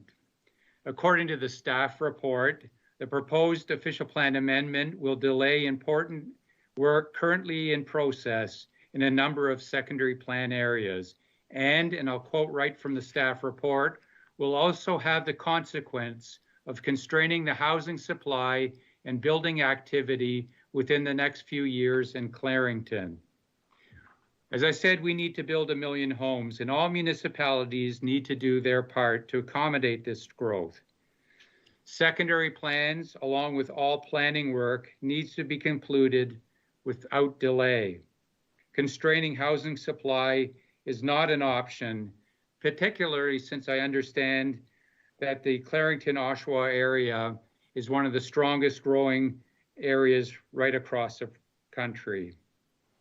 And remember, constraining housing supply will just magnify the ever-increasing costs of housing. And in these times of COVID-19, will negatively impact the economic recovery by limiting the amount of well-paying construction jobs and the economic benefit to local businesses within Clarington. Finally, we applaud and are very supportive of your initiative to remove Special Area 2 from the official plan. Frankly, it should never have been there in the first place. But at the same time, the important secondary plan work needs to continue to address housing supply and affordability, to actually address the message from the elephant in the room. Thank you. Thank you, Mr. Schickendance. I've got Councillor Anderson first, and then I've got Councillor Trail, followed by Councillor Neal. Councillor Anderson, question. Hi, Mr. Schickendance. Oh, I'm going to call you Bob, if I may. How are you? I'm doing well, Councillor Anderson. I hope you are as well. Thank you for your presentation. Very well said. So, as you alluded to during your presentation, that Special Study Area 2 does have an impact on your business going forward as well. But at the same time, it would be more of an impact to delay projects that are in the queue to go ahead. Could you probably put a cost figure on what that delay would mean, other than excavating the shortage of houses that currently exist? Oh, it'd be very difficult for me to pinpoint an exact figure, but certainly we're advocating that both items are very important, and let's get to it and get it done. But certainly, as I said, the staff report speaks to constraining the housing supply activity for the next few years in Clarington. That is a cause for concern for sure. And you're not just speaking, well, you're speaking on behalf of all the members of your organization, not just from your personal perspective, correct? That is correct, Councillor Anderson. Okay. Thank you very much. You're welcome. Thank you, Councillor. I've got Councillor Trail next. Hi, thank you very much, Mr. Schickendance. I just have a couple of questions for you. Do you think that by emphasizing the apparent delay that having the public meetings regarding Special Study Area 2, do you think that by touting this delay to secondary plans, effectively what's happening is developers are being pitted against residents who may or may not fall within the 6,000 acres, and I will stand corrected on that, if I think it was 6,000, that is included in the special study area 2 that want to see a public meeting ASAP. Do you think that's a fair assessment, that really it's pitting these two competing interests against each other? It's unfortunate that that might be the perception that that's happening. As I said, both items are vitally important. For the long-term supply, I mean, the immediate supply of housing was work that's being undertaken by the secondary plans, because that is the first to come off the conveyor belt, so to speak. But certainly the overall context of having adequate lands well beyond the next mandate of 2051 is really important. That certainly is well beyond my lifetime, and who knows what is needed in the future. So these are all important considerations. What we're saying is that let's not take the pressure off, or the important thing to make sure it gets these secondary plans to the finish line. I understand some of them are quite close, and perhaps as expeditiously as possible deal with the issue of special study area 2. Agreed. So in your opinion, then, it doesn't mean that the two are necessarily mutually exclusive. We have to delay secondary plans in order to hold a public meeting. You agree that it is possible then that we can proceed without causing, irreparable harm to the development industry, while also being sensitive to the needs of landowners who may fall within that 6,000 acre zone. Well, through the chair, I mean, ultimately, I can't speak for the resources of the municipality. I mean, hypothetically, if they had unlimited resources, both items could be done very quickly at the same time. I'm just stressing our membership wants this work on both fronts to happen quickly, as I mentioned in my presentation, at the same time, ideally. And perhaps that's a matter of some debate, given the resources, but I don't have insider knowledge of exactly what resources, and certainly I'm acutely aware that staff is working on a whole host of issues. It's a busy municipality, busy community. So these are both important items, nonetheless. Well, as you'll see tonight, if you do want to stick around for our budget, the planning department actually has nearly $1 million increased in consulting now. So I think for nearly $1 million increase in consulting to deal with the OP, one would think that we could proceed expeditiously with removing special study area 2. My other question for you is, do you think that if we were to introduce a public policy document called a Gantt chart, so that the planning staff would be required to publicly post the Point of order, Mr. Chair, how is this relevant to the presentation? The presentation was on special study area number 2, and I'm pointing out that if the reason that the special study area 2 public house, as per the motion, cannot take place in April is because of delay to secondary plans, I'm asking the delegate what his position is and his opinion as an expert in this field on whether or not a Gantt chart would help with the accountability issue and the timing issue. Since it's my you're right on the edge. What you're really doing is debating a budget issue that you're going to bring forward further. Mr. Chicken Dance, if you could answer that, but let's try to keep this scoped. Right. So the Gantt chart, again, is directly related to timelines with respect to secondary plans. So with all due respect, I feel that this question is relevant because it speaks to accountability and timelines. And in fact, the motion on the floor... I did ask the delegate to answer the question. Thank you for the question through the chair. All planning work, as I mentioned in my presentation, is important. It's up to staff with direction from council to determine priorities and resources to make this happen. Again, I don't have intimate knowledge of exactly all the files and all the work that has to be done. So it'd be somewhat inappropriate for me to comment directly on the specifics of the order of work. I'm just suggesting in this particular case that there are secondary plans that are ongoing, that are being completed very shortly, that this is extremely important when the staff, and in their own words, say that it could have an impact on housing supply for the next few years. Right. And you are familiar with what a Gantt chart is, though, right? And that it tracks progress of secondary plans. Yes. Okay. Thank you. Those are all my questions. Thank you. Councillor Neal. Yeah, through you, Mr. Chair, to Mr. Schickenatt. Sir, what secondary plan are you interested in? Any specific one? Or? Through the chair, I have no personal or business interest in any of the secondary plans that are ongoing at this time. So you're saying that your belief is based on the staff's communication that this will cost thousands of homes to be held up in Clarington, having a public meeting in April? Is that your position? I am gleaning my information through the chair. I'm gleaning my information again from the staff report, where the consequence of constraining housing supply and building activities within the next few years in Clarington. Okay. So are you aware, for example, that all these secondary plans are being led by external consultants?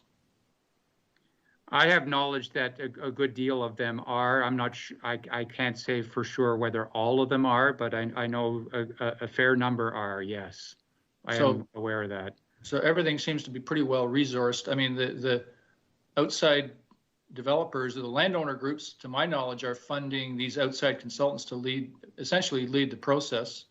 So I don't think anybody, do you agree or disagree that nobody could say that we're sort of shortchanging the process here by, not resourcing it? Do you agree or disagree? I'm not. Hard to say. Well, I'm not suggesting that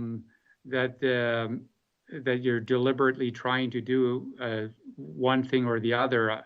What I take from the staff report is that resources are going to be redirected from work that is being undertaken for secondary plans, and it put forward with the initiative to remove Special Policy Area 2 from the official plan.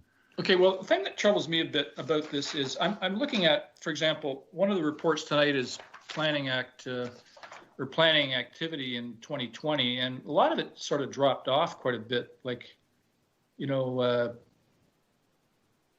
so like a lot of the planning subdivisions and so on, didn't seem to be a whole lot of activity in 2020. So I guess I'm trying to understand how we could say that, where everything's going to grind to a halt if we proceed with this public meeting in April. So any comment? Councillor Neal, to be fair, you're asking Mr. Chickendance about how Clarington works. He doesn't work here. Okay, but he is suggesting, he's appearing as a delegate at this meeting to, I guess, urge us not to go ahead with our public meeting that at least did pass at committee. So I thought it was fair game, sir, to ask him his knowledge of. He has to rely on the information that staff has given him. He's not working here. He doesn't know what the okay is. So it's, I mean, he's being polite, but he can't. Well, he's making recommendations to us, so I think it's fair for us to question the recommendations. That's all. So, in fairness, let me ask it a different way, Mr. Chickendance. I'm kind of used to, and I'm sure you are as well. You'll make it happen, and you'll, I've always personally adopted, if I have to work harder, I'll get it done. If I'm being asked to do something. So, do you do that as well?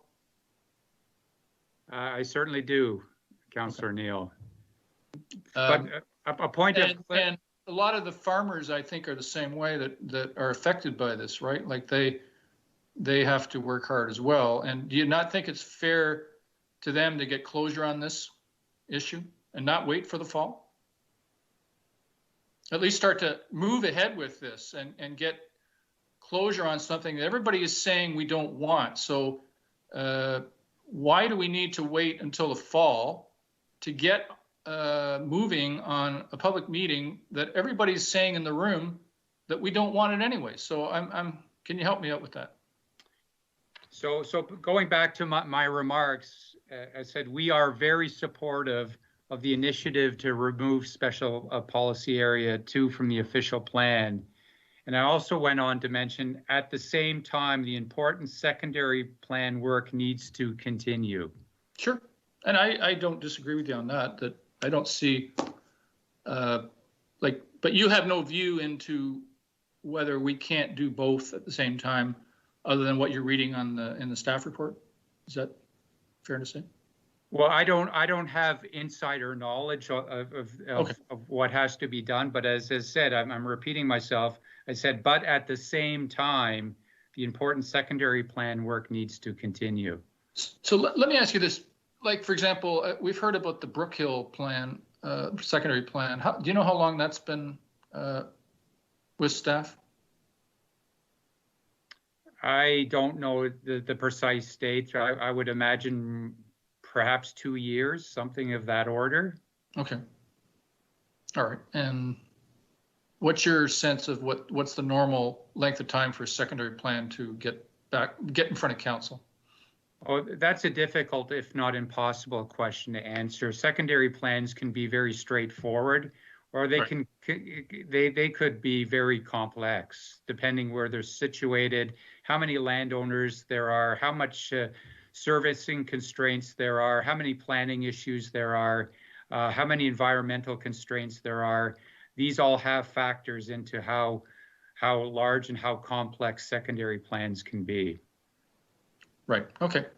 And do you have any sense of between a public meeting date and the actual date of presentation of final report? Do you know what a reasonable period of time is? For example, or does it all depend? It's again dependent on the complexity of the secondary plan. Okay. Thank you, Mr. Schickedanz. You're welcome. Thank you. Do we have anything further?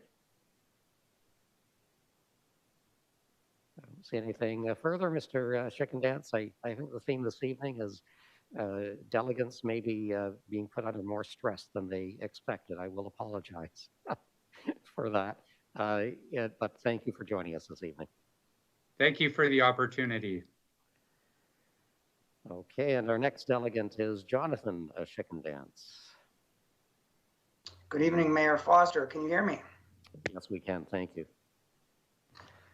Thanks a lot, Mayor Foster. You're getting 2 Schickedanzes in one evening. I'll keep my comments fairly quick, as you all heard from Bob, my uncle. He's the current president of the Ontario Home Builders, and myself. My name is Jonathan Schickedanz, and I'm the current president of the Durham Region Home Builders Association. So we're the local association that represents the builders, developers, and renovators, contractors, and professionals in Durham Region. I am also a general manager of Farside Homes. Tonight I want to speak to you about Special Study Area 2 and the impact that going forward with official plan amendment will have on the 3 Clarington secondary plans.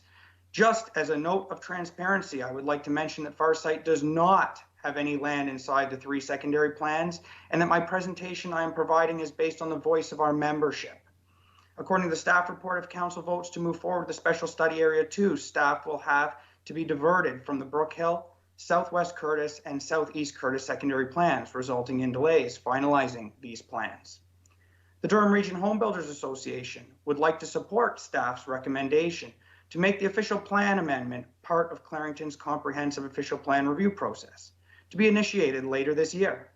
DRHBA is in support of the process that the municipality is taking in regards to Special Study Area 2, but feels strongly that the timing must be reviewed and adjusted to ensure optimal use of staff resources and ensure the secondary plans remain priority while undertaking this OPA. We encourage council to allow staff to complete the 3 secondary plans that are already well underway. With the current shortage of housing, it is imperative to not cause any unnecessary delays in bringing more homes to market. The province's Bill 108 provides clear directive to bring homes to market to increase the supply and the housing choice that Ontarians need to enter the housing market.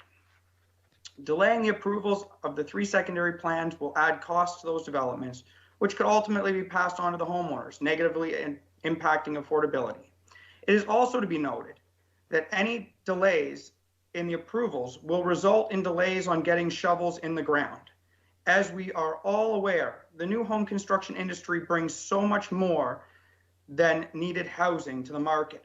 It provides good paying jobs and growth in residents, both of whom will shop and dine in the local area, hopefully helping to support the local merchants.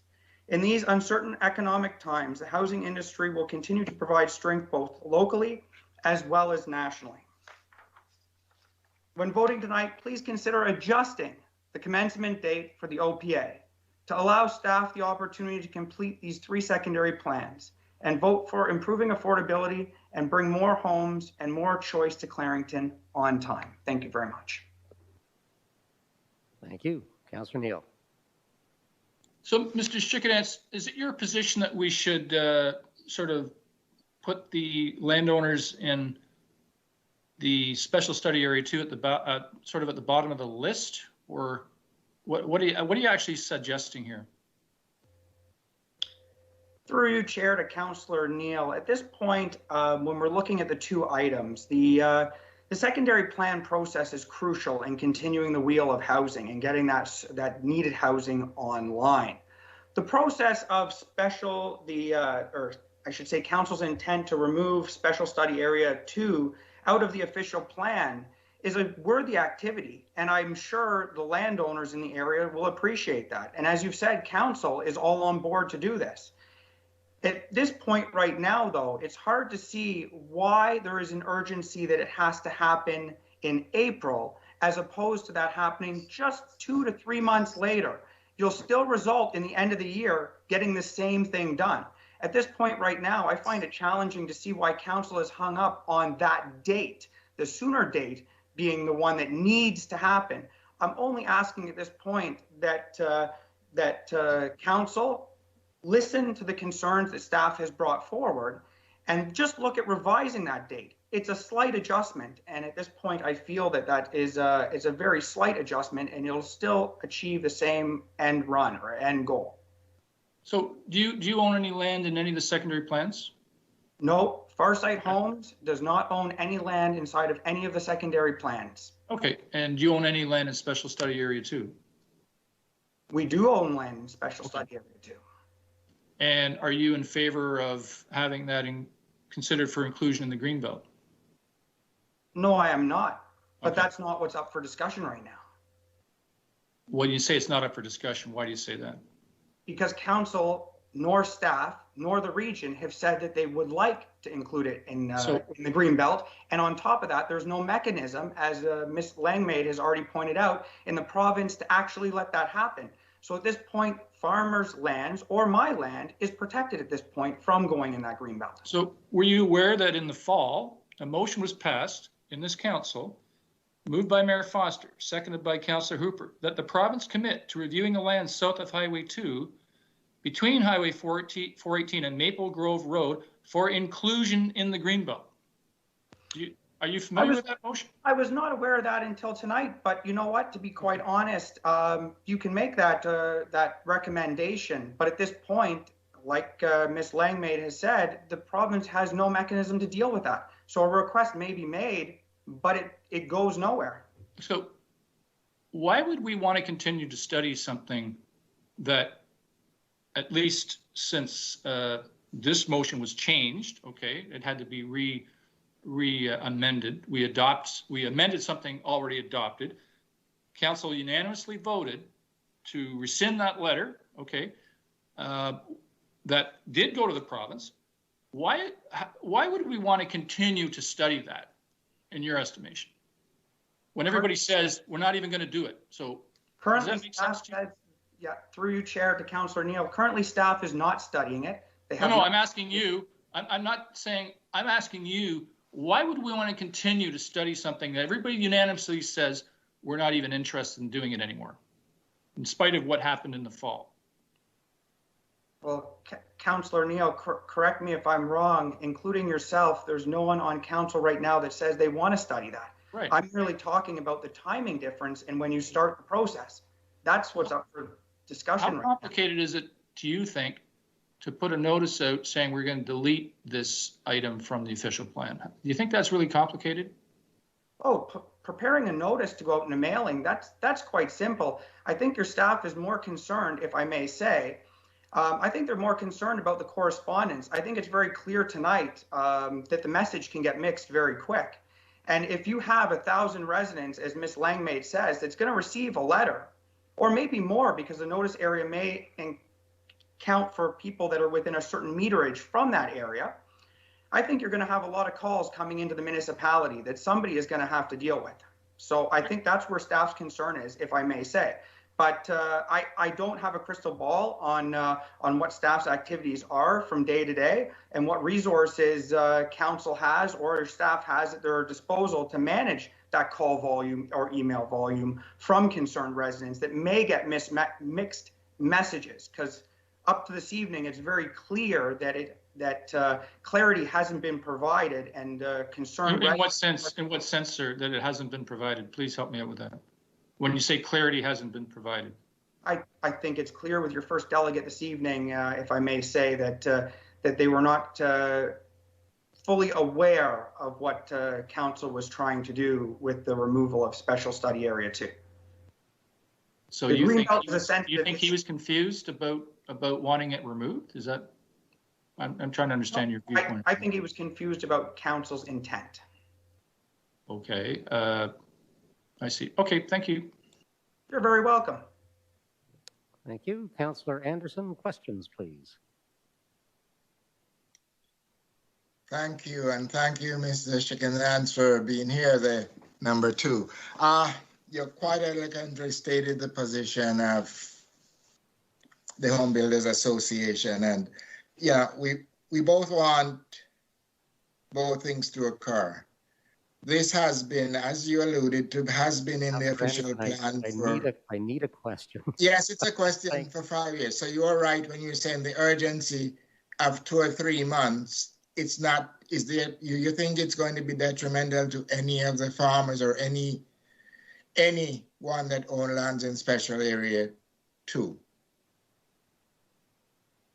My answer to that question would be, I don't think there will be any difference in the outcome of this process, whether it was started on April or whether it is started in June. I think the outcome would be the same and put the farmers at no greater or no worse risk. It's just about managing staff resources. And you're correct. And put to the detriment of projects that's going to go ahead, that's going to create jobs, that's going to allow our children to afford home, and that's going to allow these same farmers, sir, to capitalize on that.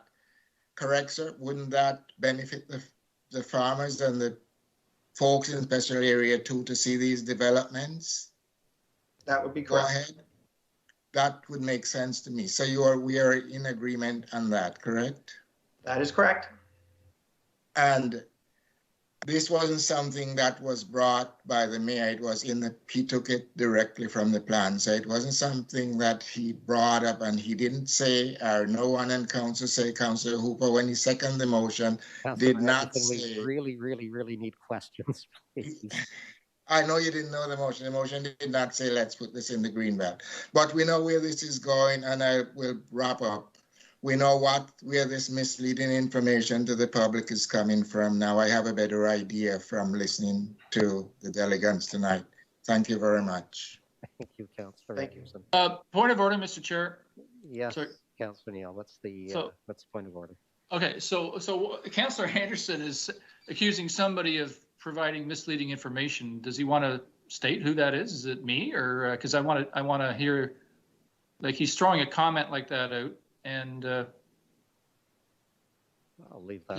Please state it on the record what he's talking about. Careful. It's a general observation, Councillor. Later on, I will probably make a more reference to that. Thank you. No, but I'm raising a point. So you know what? We're moving forward from here. Thank you, Councillor Hooper. You had questions for the delegate.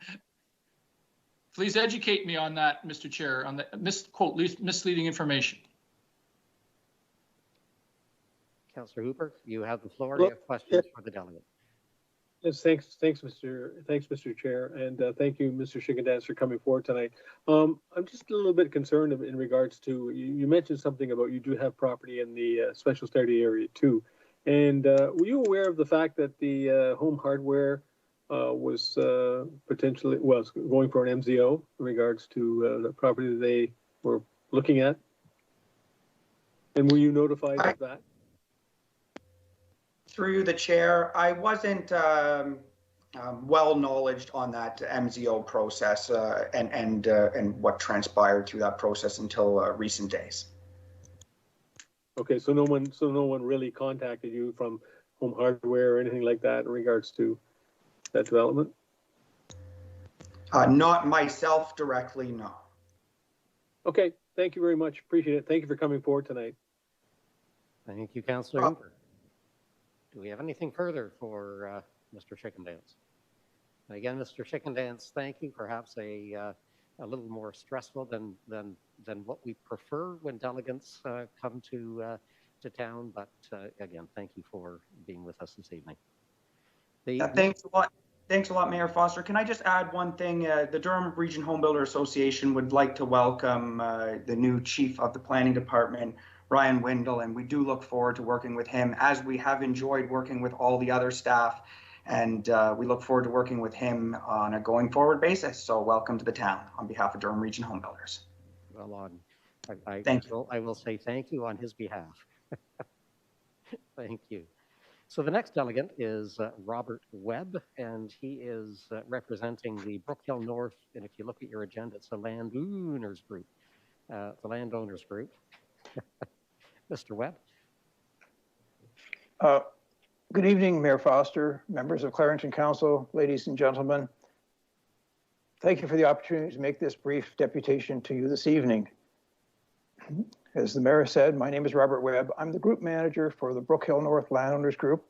Brookhill North Landowners Group own land in the Brookhill Secondary Plan area, generally north of the future Longworth Avenue extension, and are the funders of the Brookhill Secondary Plan update.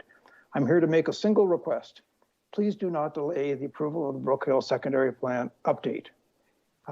As you've heard this evening, the Brookhill North landowners make this request following advice from your acting planning director in her memo of January 30th, 2021, advising the works required to advance consideration of the deletion of Special Study Area 2 from the Clarington official plan would cause a delay in adoption of a number of secondary plans that are in progress, including the Brookhill Secondary Plan update. Brookhill North landowners have asked me to be very clear that they're not opposed to the deletion of Special Study Area number 2 from the official plan. The amendment to the official plan would not impact the land use of their land, and therefore they take no position on that matter. Again, their ask is simply that adequate resources be directed to the Brookhill Secondary Plan update such that its adoption not be delayed. The possibility of a delay, as suggested in the January report, is particularly concerned the Brookhill landowners as the municipality-led Brookhill Secondary Plan update is finally nearing completion after over 2 years of study. The study was originally expected to be completed with the adoption of a secondary plan in June 2020. Landowners understand that this is difficult to keep studies such as this on schedule, and of course recognize the impacts of COVID-19 restrictions. However, with the statutory public meeting having been held in September 2020, they now respectfully request that adequate resources be committed to this project such that the completion date last provided to the steering committee of early 2021 can be achieved. Work on the Brookhill Secondary Plan update began in late 2018 with a municipally led study. Under an agreement with the municipality, the Brookhill landowners fully funded at a cost of $600,000, paid in advance and in good faith, the cost of the consultant background studies, secondary plan preparation, and staff's time to lead and manage the work.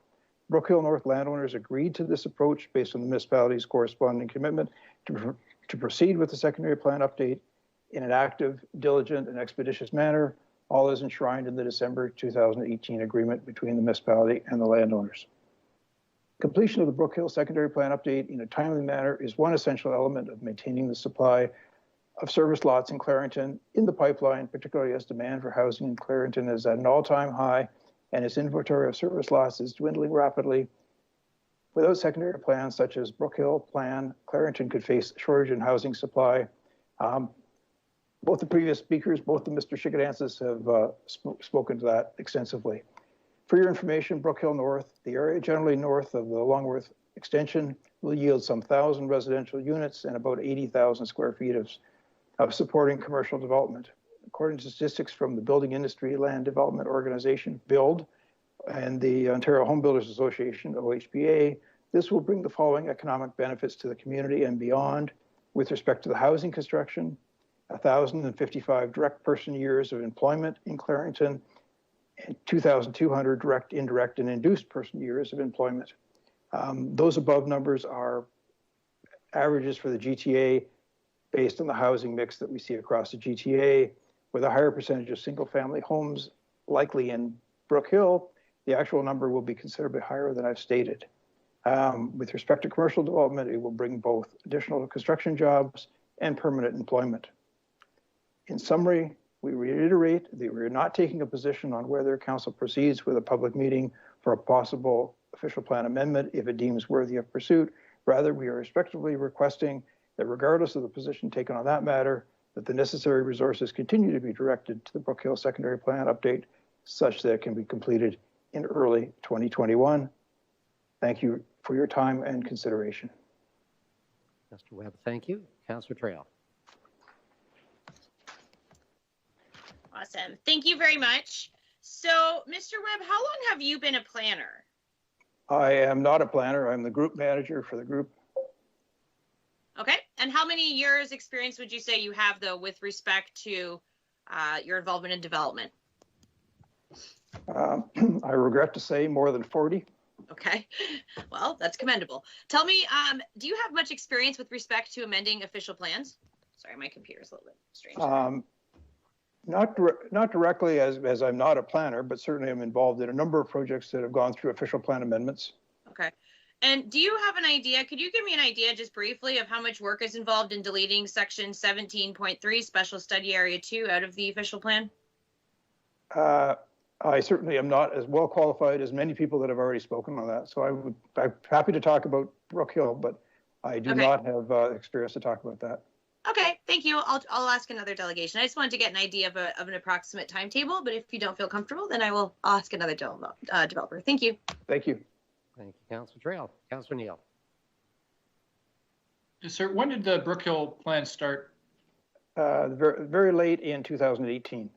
It is an update of a secondary plan that was already in existence. Okay, so it's an update, and so it got to the end of 2020 after 2 years, and it still wasn't in front of council.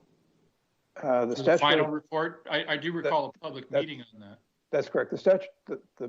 The schedule was for it to be completed in June of 2020. That was the schedule pre-COVID and pre-other issues. There was a statutory public meeting in September of 2020.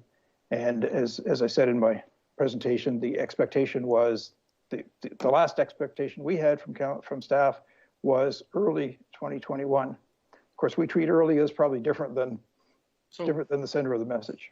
So early 2021, meaning January, February? I guess we were hoping the first quarter. Right.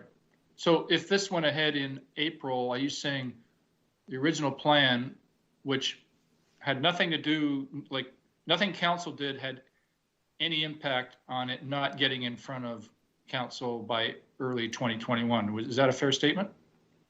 There's nothing I'm aware of that would cause that not to be true. Okay, so now I would assume you're near the end because it's been going on for an update only. It's been going on now for over 2 years, and now do you think it's plausible that simply having a public meeting come forth on an issue as discrete as what we're talking about would blow that whole schedule by 6 months?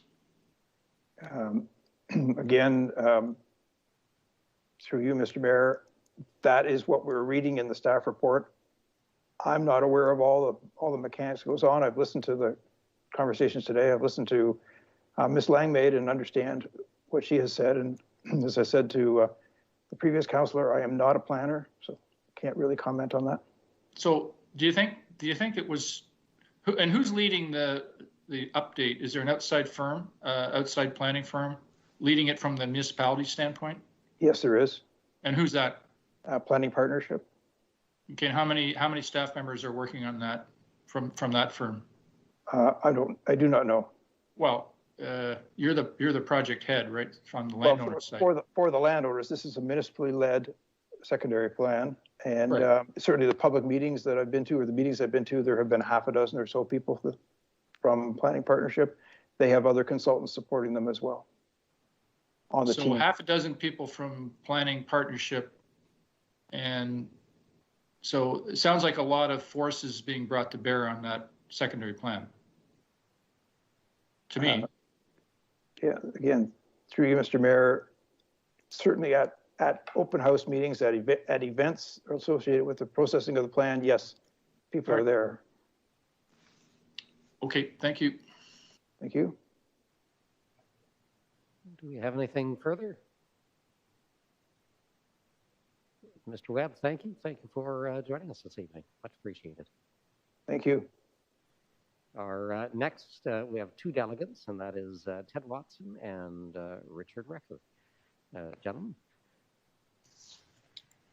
Mayor Foster and members of council. I'm here tonight representing Ted Watson and his family, our business partners in Record Gardens Limited, Jard Nancy Prince, as well as myself and my family. Ted represented the Clarington Farm community on the Ag Committee since its inception more than 20 years ago, and recently retired from that position this past November. I've been a member of the Clarington Agriculture Advisory Committee since 2017. Neither Ted nor I speak on behalf of the Clarington Agriculture Advisory Committee. Ted wanted to have the opportunity to speak tonight, but had prior commitments, so he asked me to read his report, which I'll do now. Good evening, and thank you for the opportunity to present my thoughts to you. I apologize for not being here, but I have other commitments this evening, and I thank Richard for presenting my statement. Up until December of last year, I had been on the Clarington Agriculture Advisory Committee since it was originally formed many years ago. I have no recollection of any motion to put the white belt into the green belt, nor was I able to find anything in the minutes of the committee where a motion to that effect had been made, although possibly some members might have been thinking along those lines.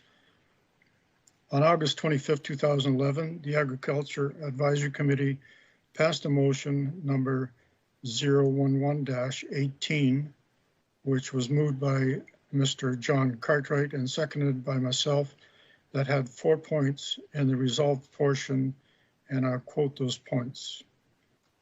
Number one, growth be provided through intensification and redevelopment and within the existing urban boundaries.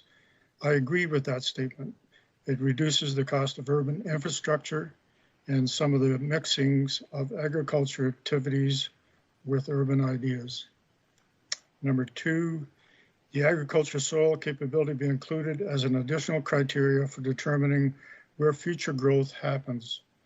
That is, avoid class 1, 2, and 3 soils in order of priority. In other words, use your poorer lands first.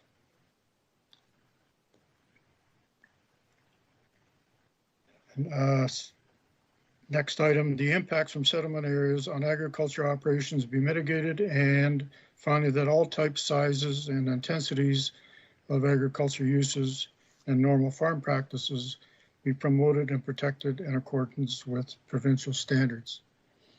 I agree with both of the last 2 points, but in no part of the motion is there a hint of suggesting that the white belt should be put into the green belt. And had it been mentioned, I would definitely not have seconded the motion. Although I do agree with some of the ideas, I certainly do not support going to the extent of adding to the green belt. That's the end of Ted's report, and I'd like to follow up with a few of my own comments. Like many property owners, Ted, our business partners, and I were taken aback when we recently discovered that our properties were designated Special Study Area 2 Greenbelt expansion in the Clarington official plan. As longtime property and business owners, we were never notified of any Greenbelt expansion plans into our area and would in all likelihood still not know, except for the fact that the Bonneville Home Hardware applied to build a second and new location at the corner of Highway 2 and Rundle Road. This application led to a community awareness of the Planning and Development Committee report, which in part states that the province commit to reviewing land south of Highway 2 between Highway 418 and Maple Grove Road for inclusion in the Greenbelt based on their contributions to the system of agriculture, natural heritage, and water resources. Let me emphasize that again. Ted is a founding member of the Ag Advisory Committee. I've been a member for a little over 4 years. We both own property in Special Study Area 2, and yet we only recently discovered Special Study Area 2 even existed. As property owners, why weren't we, as well as all the affected property owners, not notified of these plans? Certainly not a transparent process. It is common knowledge that 81% of Clarington is covered by the Greenbelt Plan as of today. Adding the land base suggested in Special Study Area 2 will add an additional 600 properties and thousands of acres of lands, pushing the Clarington Greenbelt coverage close to 90%. 90%, that's a huge number. But just as unsettling as is that there seems to be an underlying inference in some reports that the Ag Advisory Committee made a direct recommendation to add Special Study Area 2 into the Greenbelt Plan. Clearly, this is not what Ted supported when he seconded the Ag Committee motion on August the 25th in 2011. The word Greenbelt does not even appear anywhere in that motion of 2011, yet it continues to come up as justification for the development and inclusion of Special Study Area 2 into the Greenbelt expansion plan. In summary, Item 1, Greenbelt expansion was not included nor envisioned in motion 011-18 supported by Mr. Watson in 2011. 2, it is one thing to have developed a Greenbelt expansion policy with input in part from Friends of the Greenbelt Foundation, as noted in a report PSD 26-15, section 2.3. But it is totally wrong not to engage or consult with the hundreds and hundreds of property owners that would ultimately be affected. In fact, it's not in keeping with the guidelines as set out in growing the Greenbelt. If you check reference sheet item 1 in part, which reads engagement with the public, including notification of affected landowners. Item 3, the white belt as we know it today would in effect be eliminated if the Greenbelt expansion was to move forward. And lastly, as noted earlier, there are 600 properties affected by the Greenbelt expansion proposal. Actually, that should be 600 families. These families are rural families that have and continue to support and have in large part supported Clarington's tax base by way of multi-generational families. These include the families that operate businesses in a challenging environment, provide local employment, and as well support community initiatives in multiple ways.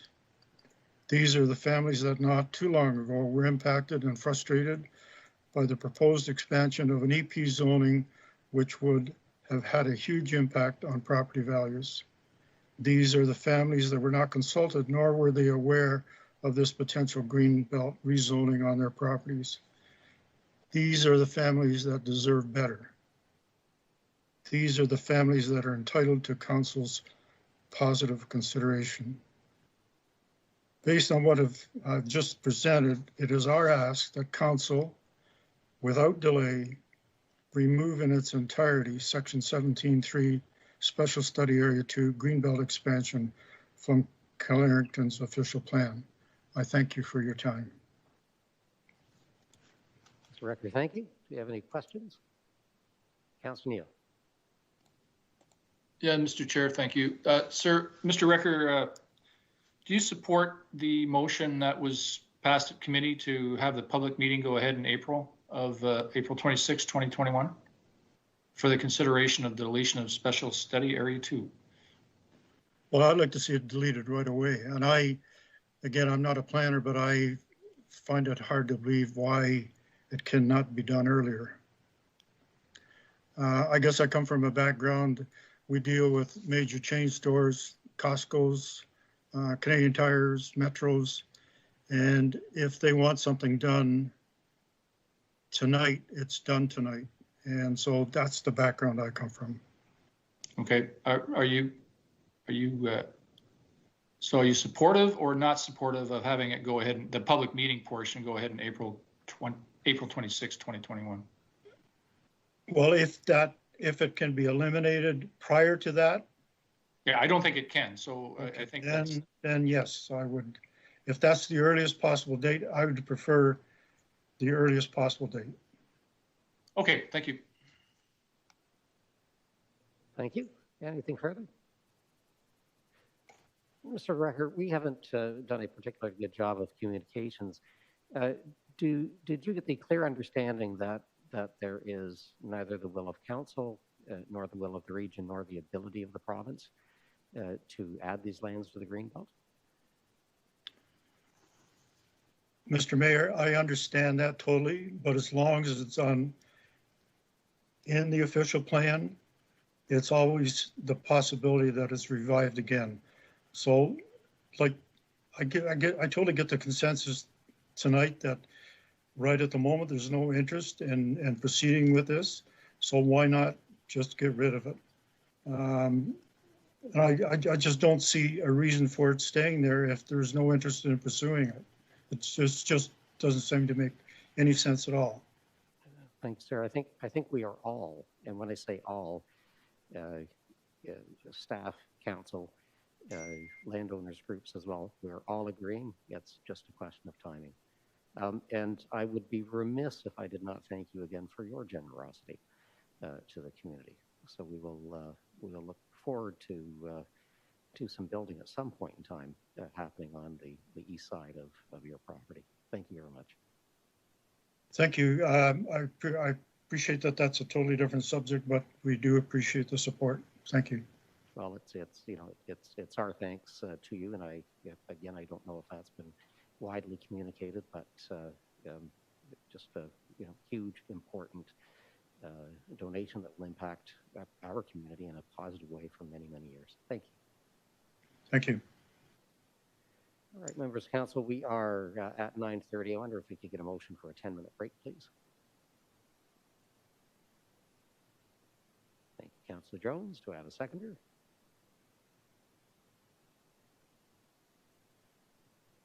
Thank you, Councillor Neal. Call to question. All in support, please say yes. Yes. Yes. Yes. Yes. Opposed, if any, please say no. And that is carried. If we can be back at 9:41, please. Thank you.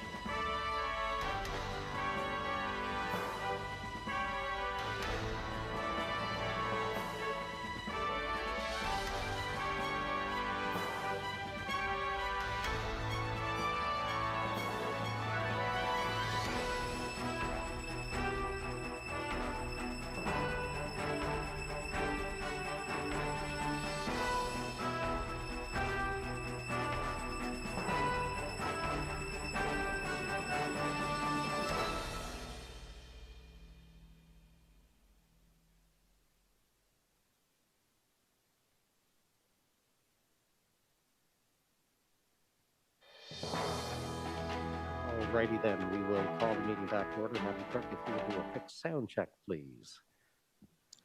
Sure, beginning with Councillor Anderson. I am here. Thank you. Councillor Hooper. I am here. Thank you. Councillor Jones. Here. Thank you. Councillor Neal. I'm here and I'd like to make a request. I don't do songs. Can somebody scan me the committee reports? I have misplaced them. Thank you. Well, we're it. So, Councillor Neal, we're going to have another break then to get that done. What you see is what you've got for the entire staff complement. Well, I might be able to get it from So, the next delegation. Yeah. So, what exactly do you need, Councillor Neal? Well, somehow I have managed to put my committee reports in a place where I can't find them. So I thought I had organized everything. And okay, well, we think we can get them to you. It'll okay. be a moment. Thank you. Okay, and so actually, I see Mr. McIver is going to forward the agendas to you. The GGC. Not the agendas, just the report, the committee reports. Thank you. Thanks. I was looking for a subset of it, so it's okay. Thank you. Okay. I think we can do it. All righty. Okay, so that was Councillor Neal. Councillor Trail. Is the no request thing firm? Because I'd like to hear the chicken dance. Sorry, 2 of them have already happened, so we're on to another one. Present. And Councillors Ward, any requests from you? Not at the moment. Thank you. I'm here. Okay. So that's what we do when we're on break is the chicken dance. So, all righty. So we'll move on to the next delegate. The next delegate is Ryan Guter with Weston Consulting. Mr. Guter, the floor is yours, sir. Good evening, Mr. Mayor, members of council, staff. Ryan Guter from Weston Consulting to speak on item 4, the Planning Committee report. And as you may be aware, I represent the Bowmanville East Developers Group, which comprise 2 separate landowner groups involved, Bowmanville East Soper Hills Landowners Group, Inc., as well as the Bowmanville East Soper Springs Landowners Group, Inc. And those 2 areas are part of the Soper Creek subwatershed study, comprising over 360 hectares of land within the urban area between those 2 areas. And my remarks this evening, I want to just highlight a few key elements on behalf of the owners for council's consideration. And first of all, I'd like to identify that these projects are quite significant in scale, scope, and of importance to the municipality, obviously achieving many municipal and regional objectives. We have a subwatershed study and 2 secondary plans. And there's all very much active work ongoing as part of this process, these 3 processes that are all linked together. Municipal staff, agencies, the consultants involved, and the owners are targeting a significant advancement of work this year with their eventual approval. And these 3 studies are developer funded, are subject to fully executed legal agreements that have been executed in March of 2018, June 2019, and February of 2020, respectively, each advancing accordingly. And I'd like to simply comment that the Bowmanville East Developers Group owners take no position on council's wishes and or direction concerning an official plan amendment to the official plan dealing with the Special Study Area 2 lands and policies. The key concern that I want to remark to council is that the Bowmanville East Developers Group owners do wish, however, to ensure that council is aware of their concerns related to any possible delays in those 3 processes, the subwatershed study and the 2 secondary plans that could arise if staff resources are redeployed from other projects. And this is, of course, based on the staff memo and comments by Ms. Lang made. Given that there's a significant amount of work on each of these projects to occur in the coming months and throughout 2021, The Bowmanville East Developers Group would ask council to ensure that these existing projects proceed with the full staff complement that's presently assigned, and recognizing that there are consultant teams involved in each. There are staff deployed and responsible for much of the project management of these projects to keep them moving forward. This will ensure that the secondary plans are concluded in a timely manner, as set out in the funding agreements.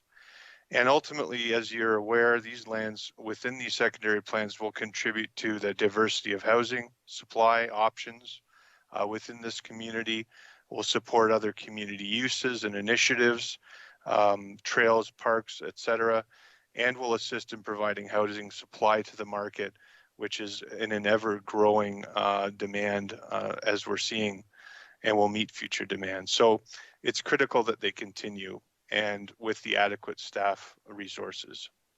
Accordingly, we respectfully request that council, in any decision concerning the Special Study Area 2, which I reiterate, the Bowmanville East Developers Group owners take no position on, resolve, preferably by way of council resolution, that the necessary staff resources be maintained for the Soper Creek Subwatershed Study, Soper Hills, and Soper Springs secondary plans.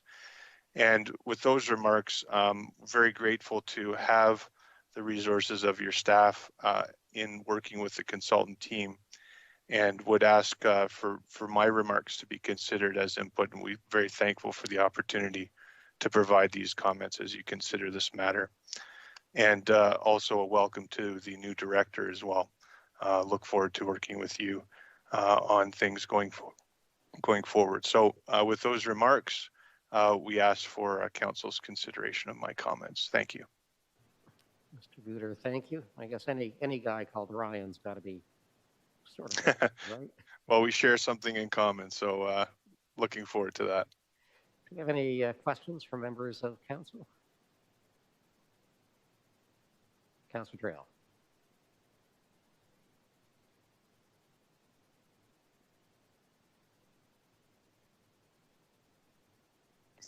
Sorry, I was just queuing up my questions.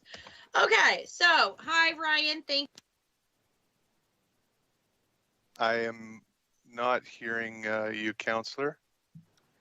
Sorry, Councilor Trail, that was June. I accidentally muted you. Sorry. Oh, that's okay. Good evening. I'm sure you're not the only one who's wanted to mute me, but anyway. Okay, so I just wanted to ask you a few questions. Are you a planner? I am indeed, yes. Okay. How much experience, how long have you been a planner? Over 16 years in professional practice. Okay. Now, do you have any experience with amending official plans? I do, yes. Okay. And in your opinion, how much work is involved in deleting section 17.3, the special study area 2, out of the official plan? I will simply say that I haven't been involved specifically in the policy framework, nor the context to which staff would evaluate or put forward an amendment. So I would defer to your staff in terms of general judgment on timelines. I can simply say that in my experience, amendments by themselves follow the rules of the Planning Act, but can be quite varied in terms of process, what's involved, and this also the speed at which they would be processed, which is a function of lots of different variables, as you can appreciate. But your staff would be most suited to comment on the timelines. Okay. So I have a question. If it was your staff, okay, what estimate for the number of hours would you give? Well, again, not to be deflective to the comment, but it's difficult to assess what would be involved because the process of actually generating an amendment, undertaking the studies necessary, if deemed necessary, would be assessed by those responsible for procuring that. And ultimately, in my comments, the process, fast or slow or involved or not, is not something that I'm prepared to comment on in the context of the owners that I represent. So I'd be, want to make council aware of that specifically. It's not something that that's bearing on my comments. Okay. And in your experience, have you, this is my last question, have you ever referred to a Gantt chart to check on the status of a secondary plan? Well, Gantt charts are very helpful in terms of trying to keep things on track. There's, of course, lots of variables that impact timelines. We've seen that. We've seen the impact of a pandemic on Planning Act timelines, among other things. And my comments are very simple. We would ask that council ensure that the appropriate resources that are currently involved in our secondary plans, the 3 projects, be maintained. And as such, we're continuing moving forward on that basis. So that would be very helpful. Thank you. Take care. Thank you. Thank you, Councillor. I've got Councillor Neal and then Councillor Anderson.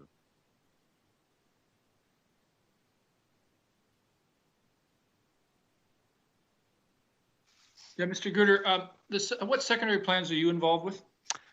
There's 3 projects.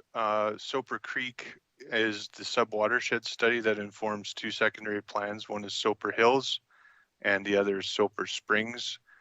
They're bounded by sort of the east and north portions of Bowmanville. That's it?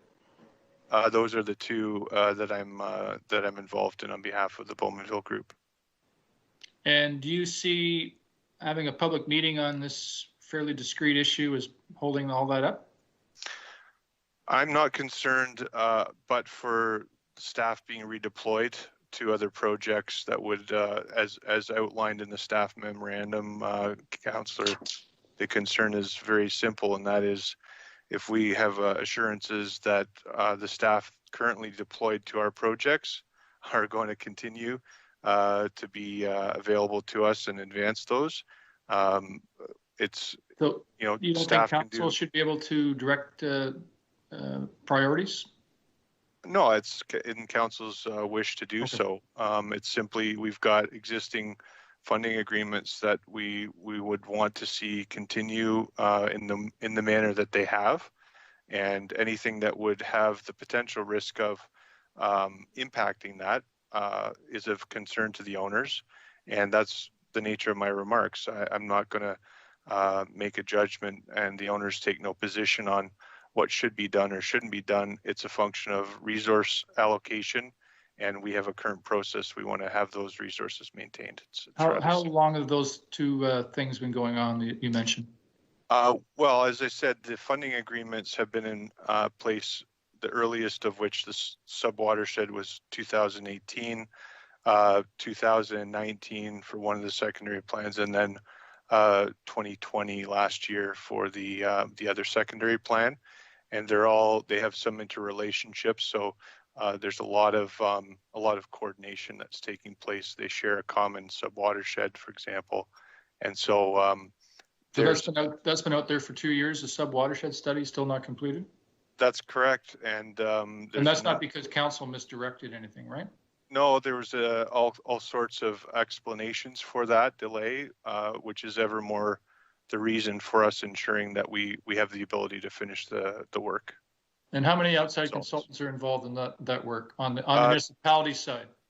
So there's 2, as you'd be aware, there is a team related to the sub-watershed study process. They have an entire team of professionals beneath the umbrella of their organization, which is Aquifer Beach.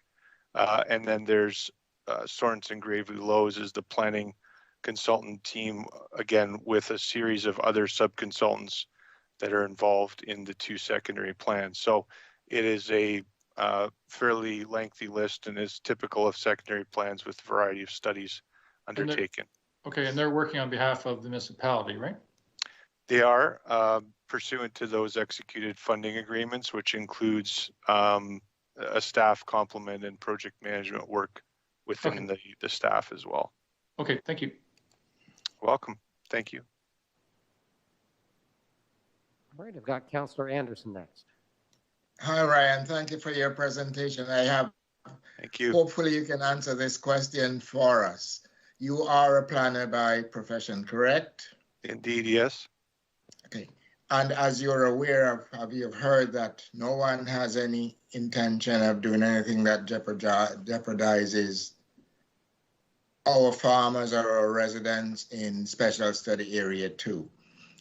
In your estimation as a planner, would delaying is now joining. Oh, okay. Would delaying the removing Special Study Area 2 from the official plan for maybe 6 weeks if it's happening in June without jeopardizing other projects such as yours, would that impact any of these residents when it comes to adding their property to the Greenbelt? Respectfully, Councillor, I'm not in a position to comment on the lands of other owners that I'd be unfamiliar with. Once again, the message here from my standpoint on behalf of the owners is a rather simple one. If council was able to provide assurances that our processes would continue with the current staff complement supporting those projects, then we would have no cause for concern whichever direction council were to move in their wisdom. And that I agree with you, and we don't want to jeopardize your projects, and at the same time we want to get Special Area 2 removed as well. But it's important that these projects go ahead, and that will be done later. And I know you alluded to the fact that you couldn't say whether it would, what it would entail. So that's fine. Thank you. Thank you for your presentation, and thank you for making us aware, and myself aware, that these projects are ongoing at the municipality. And you could expound on what it would mean to you if these projects were to be delayed or jeopardized. What would be the result, or what downside would that be? Well, if there's a significant number of negative consequences, I do share the view of some of the concerns expressed by other umbrella organizations in the land development, house building, construction industry. The impact of delay in planning processing is a delay in the realizing of housing coming onto the market, and other community facilities coming to market together with housing, commercial uses, etc. So that is a concern. I think that is a concern, certainly by the owners. And so any delay has the consequences that could be significant in that regard, which is the concern. All right. Thank you very much. Thank you, Councillor. I've got Councillor Hooper next. Thank you, Mr. Mayor, and thank you, Mr. Gooder, for coming forward tonight. Nice to see you again. I have a couple questions. How many future housing units, et cetera, will be involved in your project? I know you just talked a little bit about it. Any sort of rough idea what we're looking at? And sorry, Councillor, I missed part of the question. It just cut out. So if you could kindly repeat your question, I'd be pleased to answer. I just couldn't catch the whole question. My question was just how many future housing units, and you said et cetera, projects, other projects would be involved in these proposals that you got coming forward? Well, we haven't pinned down the precise, forecasted number of units. There's still work to be done there. What I can tell you is that we're dealing with, as I said in my remarks, over 360 hectares of land. These lands are, again, going to provide a mixture of housing types. So we're talking about several thousand people, and for a variety of other uses. We have portions of these secondary plans along local corridors and regional corridors, and would be providing open space systems and trails, etc. So it's a fully planned community that is to be realized through the secondary plan process. But the specific approach to total number of units, we haven't quite got there yet in the process just yet. And I know you're a planner, so and you can just refresh my thoughts on this in regards to your group. Are they used to having sort of little bits of delays in some of the projects as they move along? And would this be considered, I guess, from all what we're sort of asking, the questions we're asked, would this be considered, if people were taken and moved and whatever, this would be a considerable delay, correct? I think the concern is that we've all experienced delays in the planning process for reasons, some within our control, others beyond our control. The concern is that we've done a significant amount of work leading up to this year being a very critical year to concluding the subwatershed study work. There's been a lot of field work, a lot of back and forth, a lot of science to that, and the secondary plans emerging and being evaluated together with the subwatershed study. So the concern is, you know, we're riding the tide of some good momentum, and we want to continue that because we know there's a lot of work left to be done, and we need to ensure that it's a sustained effort. So the concern I would have is any delay would take us off of that, off of those milestones and targets. And you know, we want to continue to work with staff and the consultant team to make up lost time that we have lost on account of other delays in the past. Would the COVID situation have had a big impact on some of your processes? I think it goes without saying that it's impacted right across the board the ability to get things done and coordinate things have been challenged on account of the pandemic. I think certainly my observation is many municipalities, consulting groups have made positive adjustments to work within that, but certainly it has impacted timelines in my judgment. Great. Thank you very much. Good to see you again. Take care. Thank you. Thank you. Do you have anything further for Mr. Gooder? I don't see anything, sir. Thank you for joining us this evening. And thank you kindly, members. We'll look forward to the time when we can see each other face to face. Thank you. Indeed. Good evening. All right. So the next delegate is David Astle, and he is speaking to the draft plan of subdivision to permit 25 townhouses. Mr. Astle, the floor is yours, sir. Thank you, Mayor. Can you hear me? Yes, we can. Thank you. All right. Thank you. So good evening, Mr. Mayor, members of council and staff. My name is David Astle, and I live at 23 Lawson Road in Curtis. Last week, you heard from my wife at the Planning and Development Committee outlining the concerns she had. Tonight, I am simply going to review why we as a community have grave concerns about this development in the hopes of changing your minds. Back in 2019, when this development first came to our attention, many of my neighbors, including myself, spoke out against the original proposal as it currently stood. Everyone who spoke that night highlighted many of the issues you have heard time and time again. Safety being number one, the sheer number of units going in onto this vacant land, and the fact the development does not fit into the existing character of the street of mostly single-story detached homes.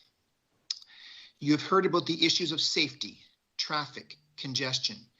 You have heard about the accident reports between Adelaide and Lawson on Town Line. This is not a question of residents in the area being difficult, as my wife mentioned last week. These concerns for safety are legitimate, but if this proposal moves forward, you are now putting development over safety. Just in case you didn't know, Lawson Road was here way before Adelaide was built to Town Line. The fact that Durham Region said it had no concerns with the proposed development is negligence on their part. They know there are issues at this location, but they turn a blind eye, citing the upcoming proposed extension of Adelaide as a cure. However, according to some of my neighbors who have lived on this street for more than 50 years, there has been talk of the Adelaide extension for as long as they have lived here. And right now, based on the people I have talked to and the things that I've read, the earliest Adelaide will go through is 2027. So relying on this as a solution to this development is not the answer. Secondly, we are talking about adding 25 homes to a corner lot of a street that contains only 23 homes. Essentially, you are agreeing, if this proposal is approved, to add a complete subdivision to an existing subdivision that has existed for almost 60 years. Doubling the number of homes on this dead-end street will not only add to the congestion of this dead-end street, but increase the issue of safety turning on and off the street that have been raised numerous times with you. Thirdly, I want to talk about the character of the street. In your staff report at point 3.2, it describes Lawson Road and the community surrounding it by describing it as a neighborhood that consists of mainly single detached dwellings. The dwellings on Lawson Road are mainly 1 or 1.5 stories in height, with a few 2-story dwellings. The properties on the south side of Lawson are significantly larger, with deeper lots than found on the north side of Lawson Road. Dwellings on Town Line Road are a mix of 1 and 2 stories. The existing lots on Town Line are significantly more varied in lot frontage and lot size.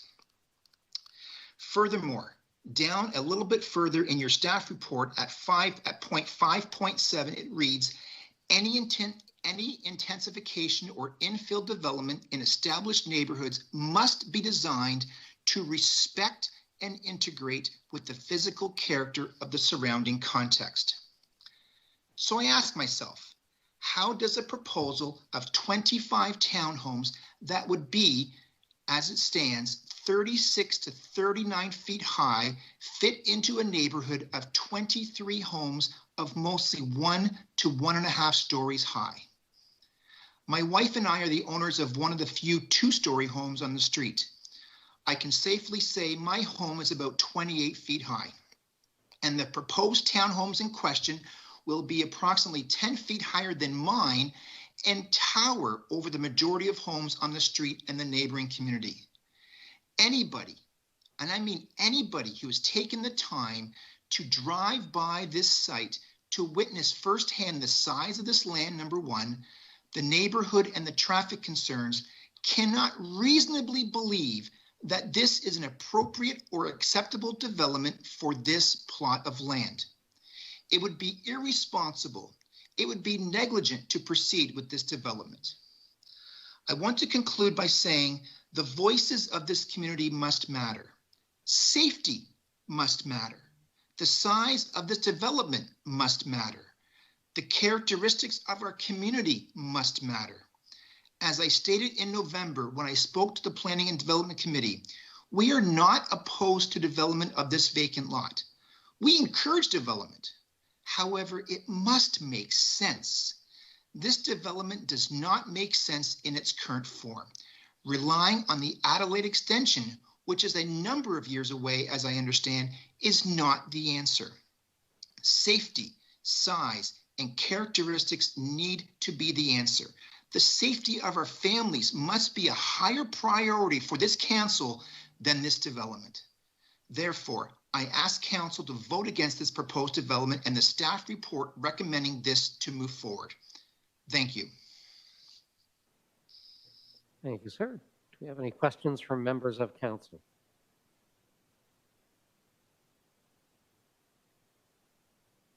Seeing none, I think you're the first one to get off that easily tonight, Ms. Baskin. The next delegate is Joanna Longworth, and she is speaking to the same report. Greetings, Mr. Mayor, Council, and community members. My name is Joanna Longworth, and I live at 31 Lawson Road in Curtis. I'm speaking tonight to express my concerns and opposition to the proposed high-density condominium development at 3 Lawson Road. At the April 2019 council meeting, when this 28-unit, 3-story development was first proposed, the Lawson community came out in person and filled the chambers, speaking out overwhelmingly in opposition to this project. Today, COVID safety protocols and a move to virtual meetings have made participation for many of my neighbors difficult or impossible, But please understand that this same number of residents here continues to be in opposition to this poorly planned development. We would be standing room only once again had we not been in a global pandemic. Our firm belief that this is a hazardous, irresponsible, and poorly planned development has not changed. Since the April 2019 council meeting, our concerns remain the same. Nothing has been done to address the safety concerns, traffic issues, on-street parking worries, or done to protect the character and charm of our quaint dead-end street. The minute revisions made by the developer to build 25 instead of 28 units and to make a small number of the units 2-story while the rest remain 3-story towers is ridiculous. These minimal changes do nothing to address the hazardous road safety conditions, including the more than doubling of incoming and outgoing turning traffic on and off Lawson Road, the on-street parking due to insufficient parking spaces in the development, and the wholly incompatible match of 3-story condo units in a neighborhood of detached bungalow and 2-story homes on very large lots. Of course, most concern is the traffic safety issues that have been repeatedly brought forward over the course of almost 2 years. You have heard firsthand from my neighbors, including a former police officer familiar with the hazards in and around this intersection. Last week, you also heard from Candace Rennick and her concerns about traffic safety while her young son boards the school bus at that corner. Many neighbors have spoken about always turning right during certain times of the day or only approaching Lawson Road from the south to turn down our road. My feeling is that if you support this project, you have not visited, that you have never turned left onto Lawson Road while you worry about being rear-ended at 80 kilometers per hour. My guess is that you have not visited us at 8:30 a.m. and tried to make a left turn off our tiny road. I can't imagine that you have tried to turn into the turning lane at 4:30 p.m. to go west on Adelaide.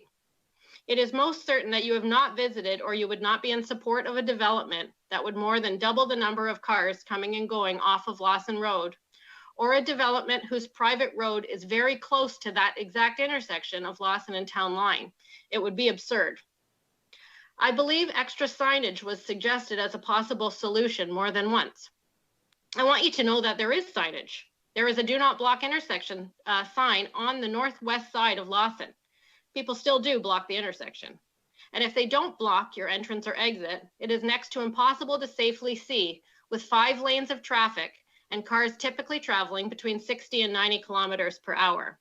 Town Line is a very busy and open street. As another possible solution to our safety concerns, residents are asked to just sit and wait for a safer way to access Lawson Road when the Adelaide extension is built. We are told this is on the planning horizon. However, I have heard from longtime residents of Lawson Road that this extension has lingered on the budget and in the development plans for our neighborhood for many, many years. We think the only safe and responsible alternative is for council to delay development on Lawson Road until the extension is complete. It seems backwards and extremely worrisome that council would support doubling the road's occupancy before the extension is complete. Also of concern is the lack of consideration council is giving to residents of Lawson Road around the protection of the existing character and charm of our beautiful neighborhood. It doesn't seem right that you would support the cramming of more units that are on our entire street onto one lot and contravene the Clarington official plan, which states that proposed development is intended to complement and support the existing character of the adjacent community. I am astounded that this development has the support of several members of council. As a non-solution at last week's planning meeting, the developer has offered a comparison to a subdivision southwest of Lawson Road in Oshawa. These aesthetic comparisons do nothing to ease the safety or neighborhood character concerns of your constituents. I will say, however, that although I don't know much about this development across the road, being more concerned with what is happening in Clarington, it appears to me that the Oshawa project better addresses safety issues than the one proposed here in Curtis. For example, it appears that turning lanes are already in place before construction has broken ground to address the traffic turning on and off Town Line. Furthermore, it is situated significantly further away from the busy Adelaide and Town Line intersection. As far as whether this Oshawa development complements the existing neighborhood, That new condo development is part of a much larger new community of fairly homogeneous construction on a newly created street of small residential lots. That is not comparable to Lawson Road, where most of the large lots are still zoned agricultural and include a wide variety of detached homes of various styles, sizes, and ages that give the street its unique character. With all this being said, we are understandably disappointed to have 4 of our representatives vote to bring forth this proposal to council this evening. We think it is reckless and irresponsible. Hopefully you heard via email and telephone from many of my neighbors this past week, loud and clear, that they are against this development in its current form.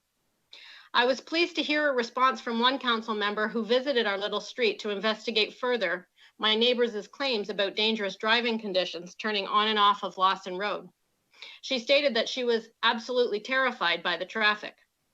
For other members of council who haven't made the trip to Lawson Road, can you imagine then the magnified safety concerns of my neighbors if we weren't right now in a provincial lockdown with stay-at-home orders during a global pandemic? The Lawson Road community has always understood that the corner lot would be built on, and we would welcome new families to our wonderful street. I will say, however, that we were shocked to learn that the plan was to cram more houses on that lot than already existed on our entire street, ignoring all of the concerns brought forth by my neighbors over the last almost 2 years. Once again, I do believe it is possible to build lovely, community-friendly townhomes with trees, yards for play, and sufficient parking. What kind of Clarington are you proposing with this development? It appears that this council is interested in permitting crowding streets with as many homes as possible, rather than creating livable and healthy neighborhoods.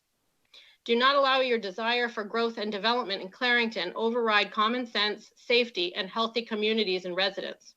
I hope that you hear the voices of my neighbors and reconsider your support of this project. Thank you. Thank you, Ms. Longworth. Do we have any questions? And Ms. Longworth, it looks as if you two are, Councillor Jones, go ahead. I just wanted to ask that if there was no further questions, would we be able to consider altering the agenda to deal with this now?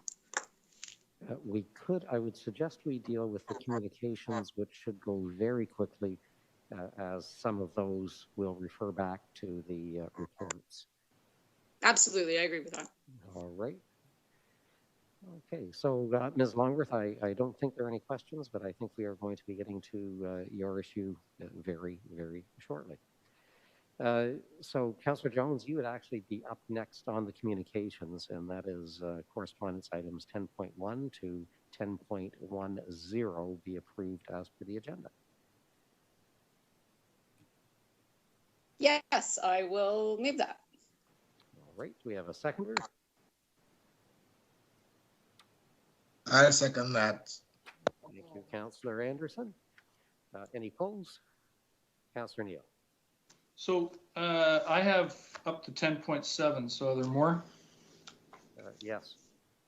There are 3 others. They all relate to the Lawson Road. So there's, okay, so 3 additional Lawson Road communications? Correct. Okay, thank you. Okay, anything further on that? On the motion, I'll call the question. All in support, please say yes. Yes. Yes. Yes. Yes. Yeah. Yes. Opposed, if any, please say no. And that is carried. Councillor Neal. Councillor Jones.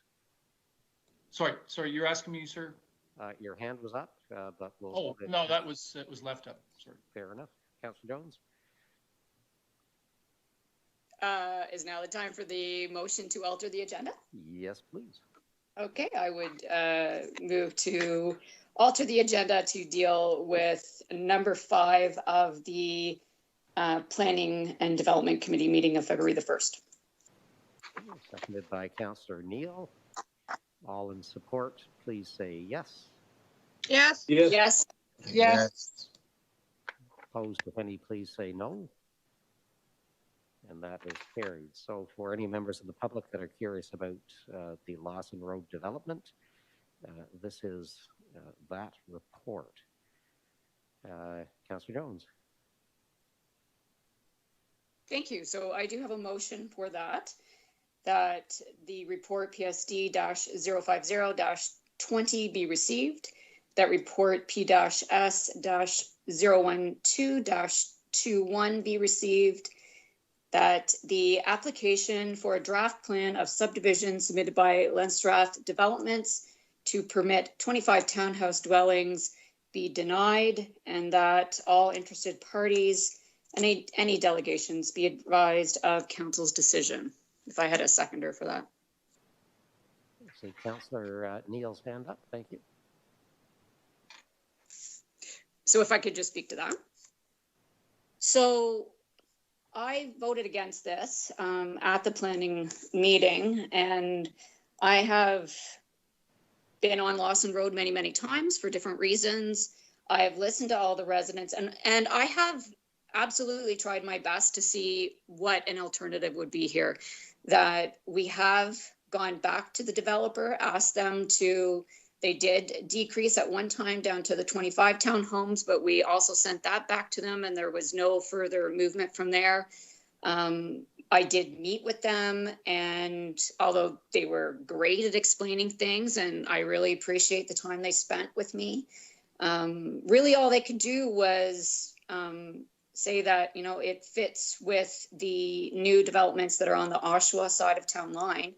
And I don't agree that 25 townhomes fits on that piece of land, but that does fit with, you know, our plan, and I would be able to go ahead with that. But really my big concern is the safety.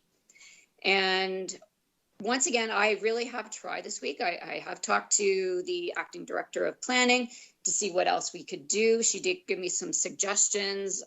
Unfortunately, I don't really see them working out just because of the other conversations that I've had with people. I've spoken with both the regional councillors, and it seems like the safety issue at that corner of Town Line and Lawson Road is the issue. And it sounds like Clarington agreed pretty much from the beginning that it's not a great option with Lawson Road being open to Town Line. It does seem that it'll be fine once Lawson Road is closed with the extension of Adelaide going east. But that's where the problem lies. And yes, absolutely, we could advocate to the region to move up the dates, but I've heard dates everywhere from 2025.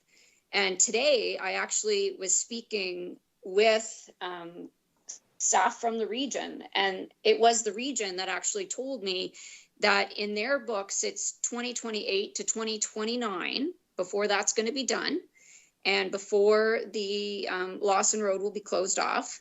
It's going to cost $29 million for the extension, and they told me that if we were to move that up, it's going to cost a lot more money, that there is a possibility that they could do some pre-construction and make a north-south entrance, but that's going to cost more money. That I asked them if they had any other safety recommendations, and they said no, it's too close to the Adelaide and Town Line intersection.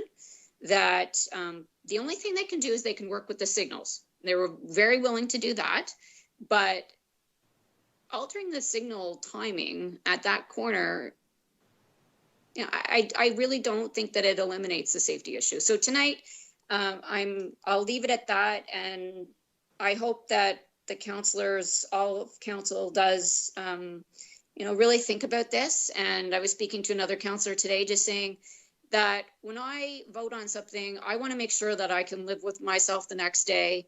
And unfortunately, this is one of those times that if there's an accident that happens at this corner, I will think there's something that we could have done here to make it safer, and we missed that opportunity. And I just think that it won't be safe until Lawson Road is closed off. And unfortunately, I don't see us having the power with the region to move that any closer than it really sounds like almost 2030 at this point. That's 9 years away, and I think that's just too long to wait. So thank you for listening to my my many words there. And I really hope that you will consider agreeing with me and that we should deny this application. Thank you. Thank you. I've got Councillor Trail next, and then Councillor Anderson. Hi. Okay. Thank you very much for your comments to the local councillor for Ward 1. I was born and raised in Bowmanville, and I was not that familiar with this intersection. So I, at the urging of the local Ward 1 councillor, I did check out the turn, and I am a terrible driver under the best of circumstances. So I was not exaggerating when I advised the resident that I was terrified. And so now that I've had an opportunity to actually drive this area, I share the concerns. I was not convinced that the actual project aesthetically or from a construction standpoint did not, stuck out that much, but I in good conscience cannot support this now that I've had a chance to check out the traffic situation. And given the timelines put forward by the region, that is definitely not going to be something that would persuade me that this is that the extension is coming through anytime soon, and that this situation would be rectified. So while I acknowledge that I did vote to support this last week, now that I've had a chance to visit the site, I will not be supporting this tonight. Thank you. Thank you. I've got Councillor Neal next, and then Councillor Anderson. Mr. Chair, I'm going to move an amendment, if I could, and indicate the reasons for the denial being the fact that it's an unsafe intersection and should not proceed in advance of the extension of Adelaide Avenue.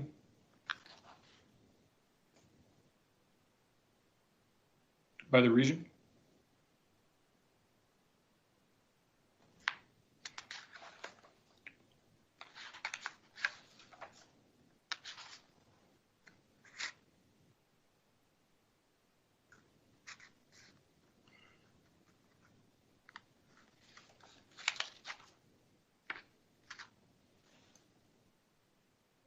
Councillor Neal, and also, I would also add that it's it is not in, does not fit, well, I'm looking for the right word there, does not fit within the neighborhood. So it's not compatible with the townless development is not compatible with the Lawson Road neighborhood.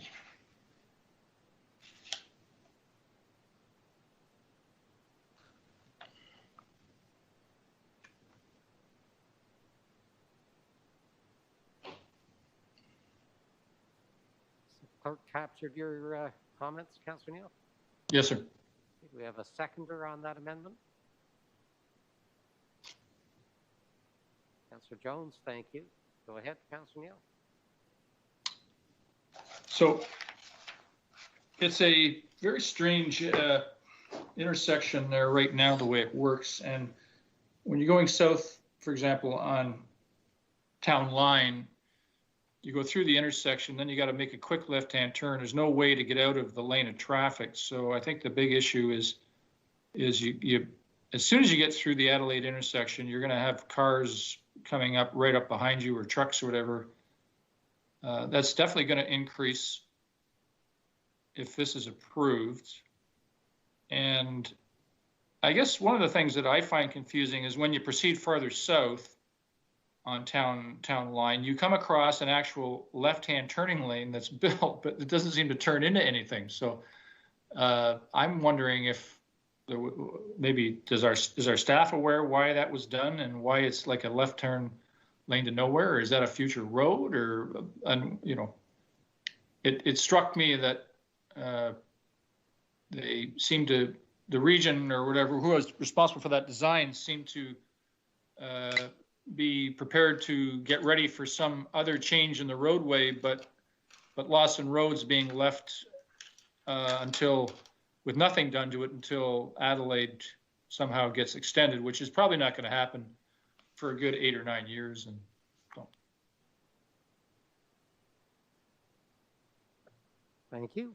I've got Councillor Anderson and Councillor. Well, I was posing a question, Mr. Chair, to staff. Okay, I'm asking if staff is aware of why that left-hand turn lane was built. It's about 500 meters south of Lawson.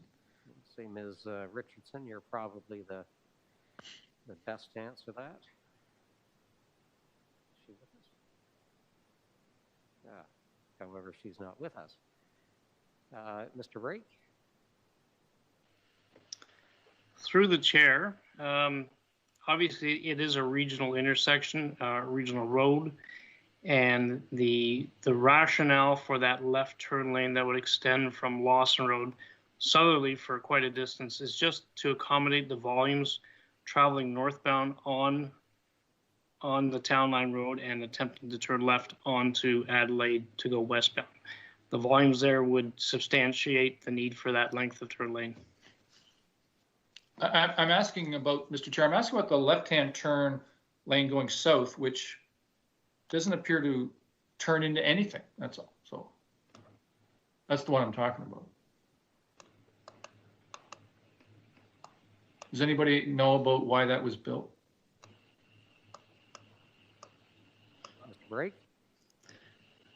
Through the chair, I'm just kind of trying to look at some Google mapping, but I'm not seeing exactly right now where that left turn lane is that Councillor Neal is referring to. Okay.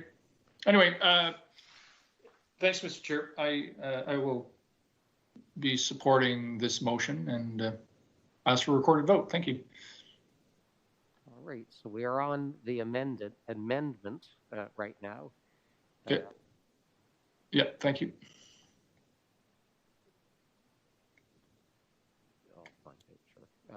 Councillor Anderson? Yeah, thank you, Chair. Okay. Yeah, we are not going to compromise safety, but I have a question, I guess, for Ms. Langmaid. Where does that leave us? What's the developer? He'll probably go to LPAT now, is that it? I cannot, through the chair, I cannot speak for the developer. That is one of his options. The other option would be to further amend the application that he has in with us. Those are his options at this point.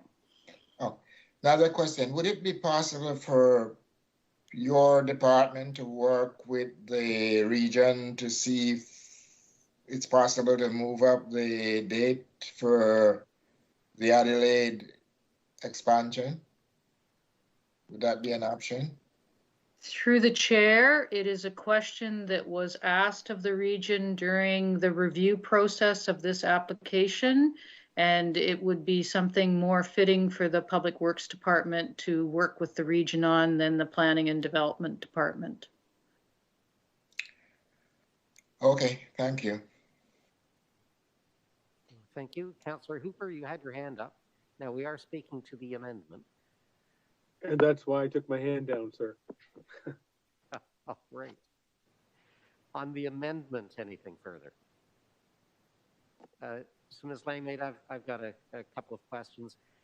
You'd noted that in the, as part of the comments, Durham Region had suggested, I believe it's in the report, that Adelaide was going in 25, and then we find out that that's not the case.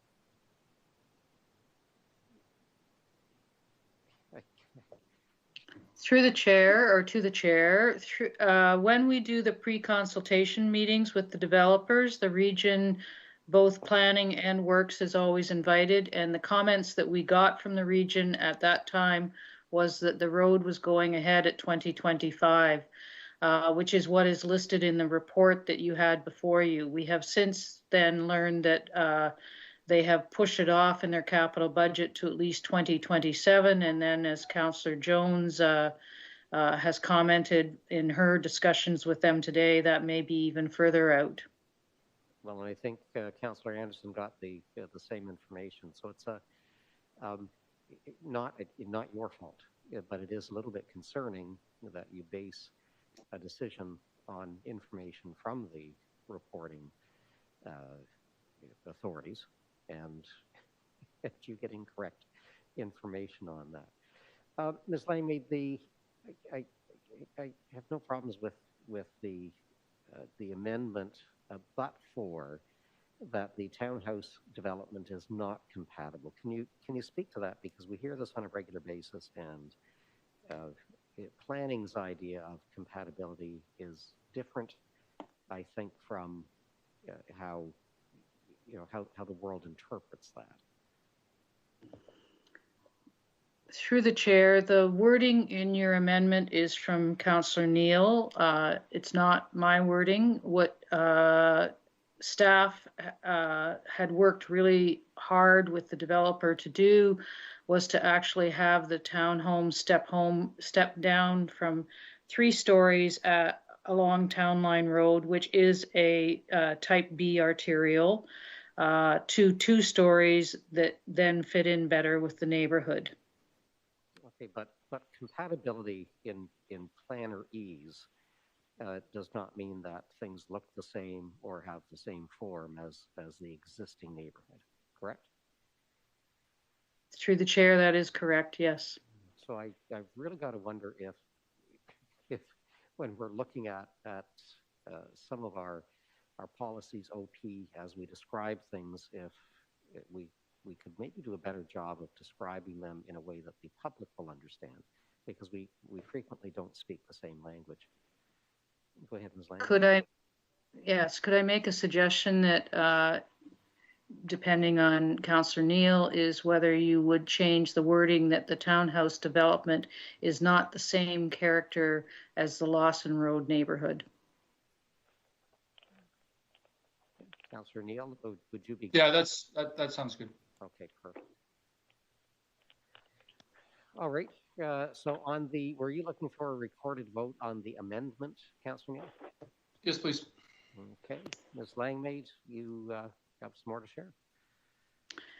One of the other things that I can share is that I know that there was money in the 2019 regional budget to do land acquisition. At this point, I don't believe that they have all of the land that they need over to Charles Road, which may be part of why it has been delayed. I think Councillor Anderson was suggesting to me that that is exactly what he heard. The same as that land would need to be acquired, hence the part of the reason for the longer timeline. So you're correct, Ms. Lane. Thank you. All right, Madam Clerk. On the amendment moved by Councillor Neal, seconded by Councillor Jones, which effectively inserts the 2 bullets you see on your screen. Beginning with Councillor Neal. Yes. Councillor Trail. Yes. Councillor Zwart. Yes. Councillor Anderson. Yes. Councillor Hooper. Yes. Councillor Jones.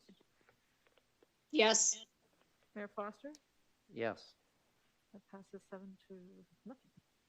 Anything further on the main report and the main motion? Councillor Neal. Just recorded vote, please. I have a prediction. Madam Clerk. On the motion moved by Councillor Jones, seconded by Councillor Neal. Beginning with Councillor Neal, so it's the full motion as amended, as you see on your screen now. Councillor Neal. Yes. Councillor Trail. Yes. Councillor Zwart. Yes. Councillor Anderson. Yes. Councillor Hooper. Yes. Councillor Jones. Yes. Mayor Foster. Yes. That passes 7 to. All righty, thank you. So this puts us into section 11. These are advisory committee reports. Bear with me. Okay, and Councillor Jones, you have those? Yes, I do. Although we've already dealt, I guess 11.2 was not included in that, or it is? No, it's not. 11.1.1 and 11.1.2. Okay, that moved by myself. We need a seconder. That advisory committee report items 11.1.1 and 11.1.2 be approved. Thank you. Do we have a seconder?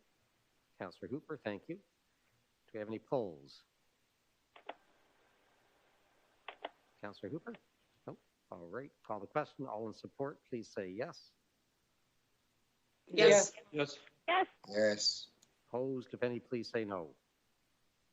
And that is carried. Thank you.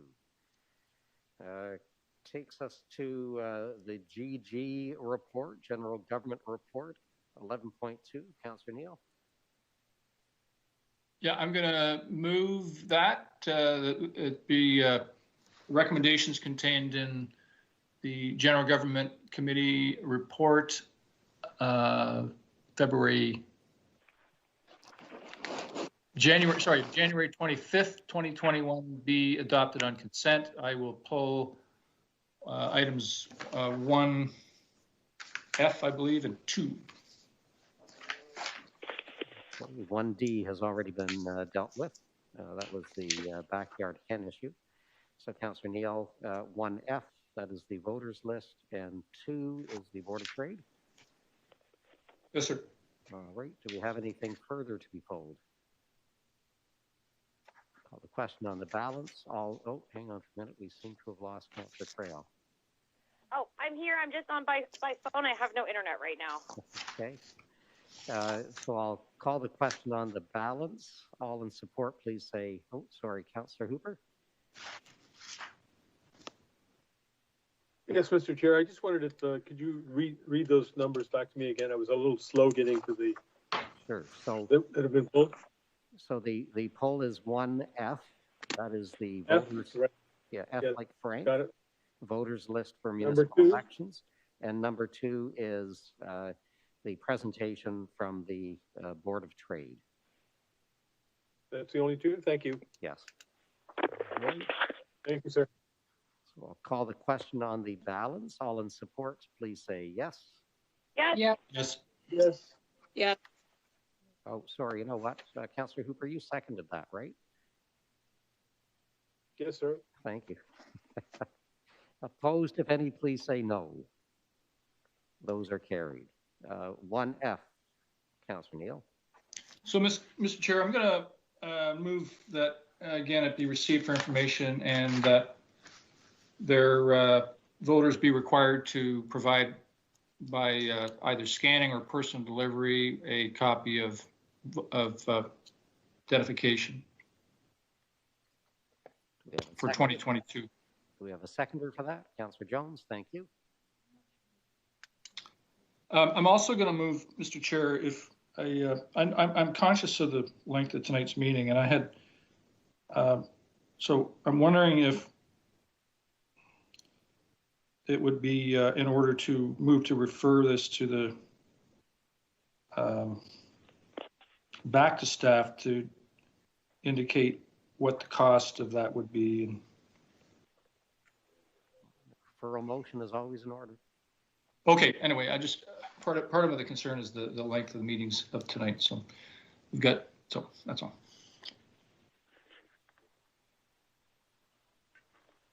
So I'll move that referral, and then, so I guess it would be a referral over to General Government Committee meeting. A second. Trail. Just a moment. Sorry.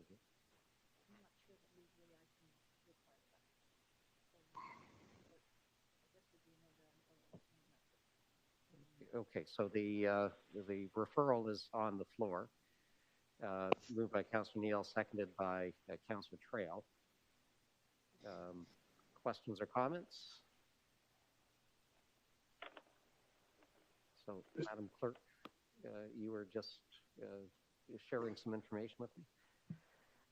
So I think it's going to require a report because I am not sure that I can legally require persons voting by internet to provide identification prior to voting. I'd have to check that, but I don't think that there's a couple of things. Council may not be able to order me how to run an election. And secondly, I may not be able to do that even if I was able to. So it shouldn't be moved. It might not be in order to move it just on the fly. So a report would probably be in order. Okay. Can you get that information if this is being referred to the next GG? Would you have that information for the next GG? No, because that would be required by Wednesday. How about next council meeting, Mr. Chair? I will do my best. All right, so let's change that to refer it to the next council meeting. Councillor Trail, you're good seconding that? Yes. All righty. Councillor Anderson, your hand is up. I just wonder, you know what? In municipal election, voter turnout is already so low. Why are we making it more difficult for people to vote? I just don't understand that. It's out of the bother, they call that voter suppression. So I don't know. We want more people voting. So why are we making it more difficult for them to vote? I just don't get that. So I would never support that anyway. Thank you. Thank you. Mr. Sorry. Sorry, Councillor Trail, with you on the phone. Go ahead. Point of order. What I can't see what's on the thing, so I think I may have the wrong item. So this is, So can somebody please describe for me what's currently on the table? so this is item 1F, the voters list for municipal elections. And I think Councillor Neal was looking to change things such that some form of identification would be required. The clerk. Oh, I is, did not catch any of that. So I'm going to withdraw my second. Sorry, that must have been in the transition from online to phone. Okay, so what you seconded was. I'll second. Okay, perfect. I think it was just the referral, right, to the. That's correct, Councillor Trail. Thank you. Okay. Okay, Councillor Jones is seconding this. Perfect. So on the referral, anything further? Mr. McIver, I see your hand up. Can you shed some light? Well, what I was going to say through you, Mr. Chair, is that just in defense of the clerk, she and the deputy clerk are going to be undertaking a very large task of coming back to council with some kind of an implementation plan for the electronic voting, which is a big project for them. And this item could be included in that report when it comes. Maybe the clerk would like to expand on that a little bit more just before she gets taken down this path of this one discrete item when there's a much larger project that she's going to be responsible for. Madam Clerk. I wholeheartedly agree with Mr. McIver. It is something that we're working on, I'm going to say daily, because today we were in a 3.5-hour meeting on the technology and possible vendors. So how we will be executing this has yet to be determined. And I still am concerned that council may be treading on water that they shouldn't be treading on, to mix my metaphor. We have to be very careful when it comes to the election that council does not interfere or be seen to interfere with how it's run. To the extent that they can dictate it, you have done that. You've indicated that you want an internet/telephone election. And if you could, I'm not even sure I could get you something in 3 weeks, because we're still contemplating how we might do that. And today's meeting might have changed things drastically. So I don't want to be boxed in, put it that way. Thank you. So I had no problems with the report as it was written. While this is simply a referral, we'll be asking staff to do some work. I'm hearing that work in the fullness of time would happen anyway, but I didn't have a problem with that, and I tend to agree with Councillor Anderson. We want to make it easy and want more people to vote. So with that, on the referral, I'll call the question. All in support, please say yes. Yes. Yes. Opposed, if any, please say no. No. No. Okay, I don't think I need to go around. Well, I'll go around the table anyway. Councillor Anderson? No. Councillor Hooper? No. Councillor Jones? Yes. Councillor Neal? Yes. Councillor Trail? No. Councillor Schwartz? No. and that the referral fails. So 1F is still outstanding. Mr. Chair, I'll withdraw the amendment. I guess I don't see that realistically passing. So based on the last vote, I guess I am concerned. I still remain concerned about, the voter list, and there will be no scrutiny of anyone on the voters list in terms of showing that they're actually qualified to vote. So, and I guess I'm coming from, having been in a extremely close election, and I think that is, I think that really leaves something with you in terms of the importance of counting votes. Sorry.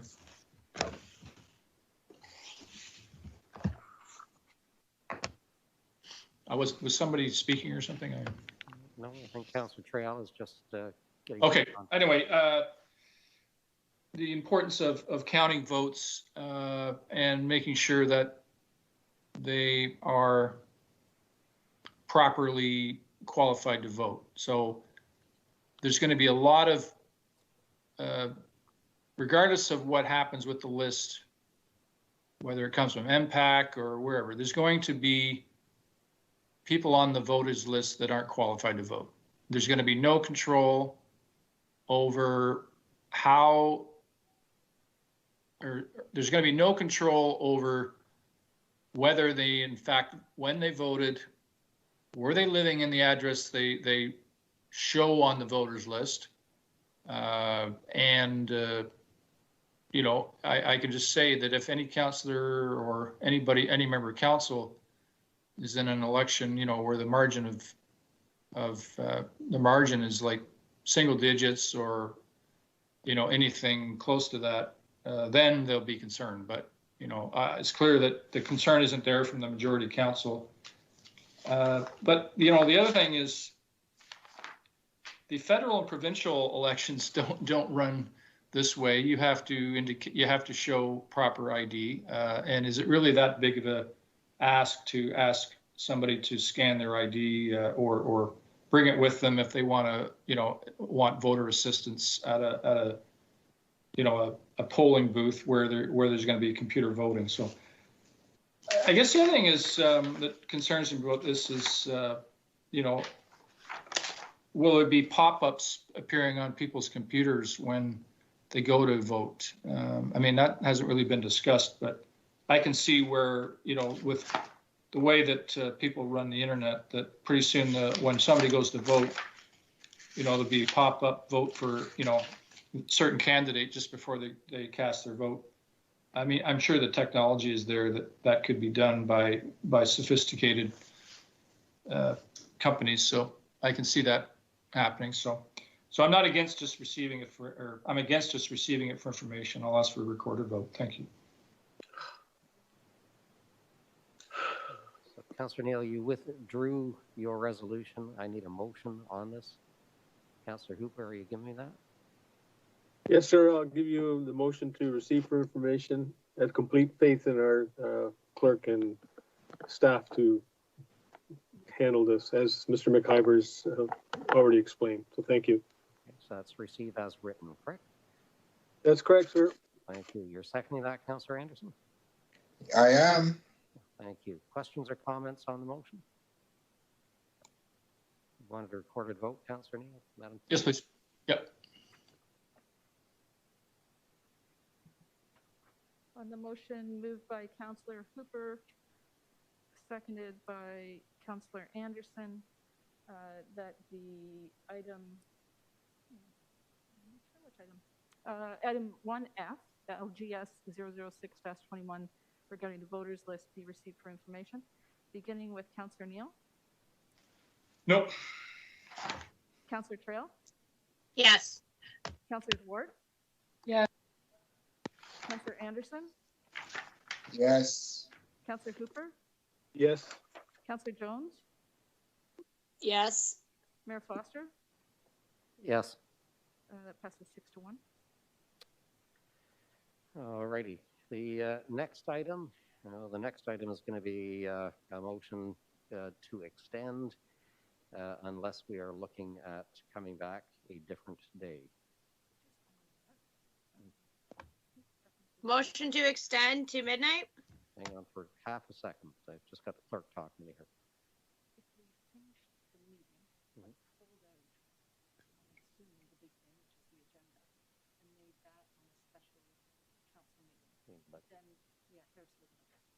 But then that wouldn't hold up everything else and correspondence and everything. So that's yeah, all right. Okay, so you want to extend till midnight? Do we have a seconder for that? Councillor Hooper, thank you. And again, it is always up to the will of council, but I will not be voting to extend beyond midnight. With that, I will call the question. All in support, please say yes. Yes. Yes. Yes. Yes. Opposed, if any, please say no. And that is carried. Item number 2, Councillor Neal. Yeah, I'd like to move a motion on number 2 to that we forward a letter to the Board of Trade and asking them about their formal position on the employment land conversions, which are up on today's agenda.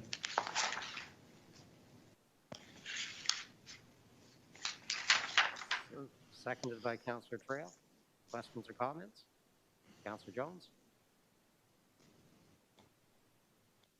No, I was just going to second it. Okay. Anything further on that? So, Councillor Neal, you're moving that as amended? Yes. All right. Go ahead, Councillor Neal. So, I'm not clear on this, and again, this is,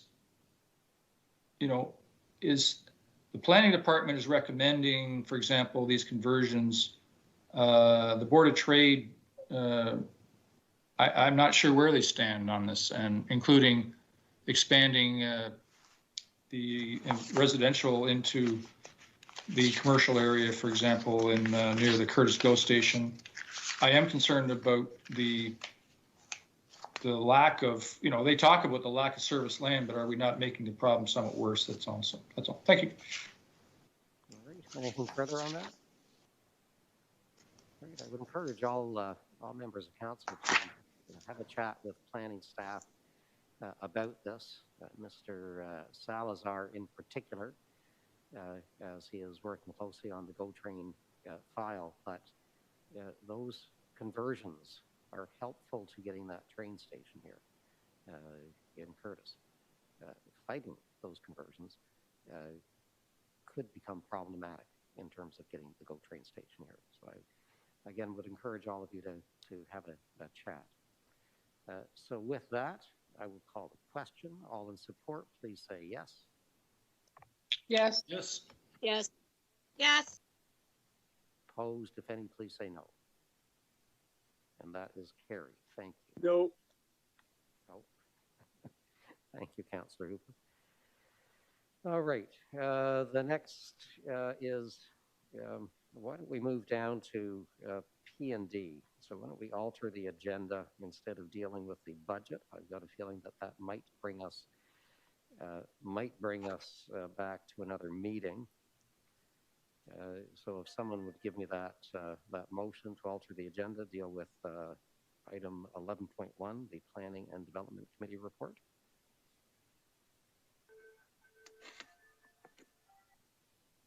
Councillor Zwart, thank you. Do we have a seconder? Are you seeing my hand, Mr. Chair? Just now. Second, okay. Councillor Neal.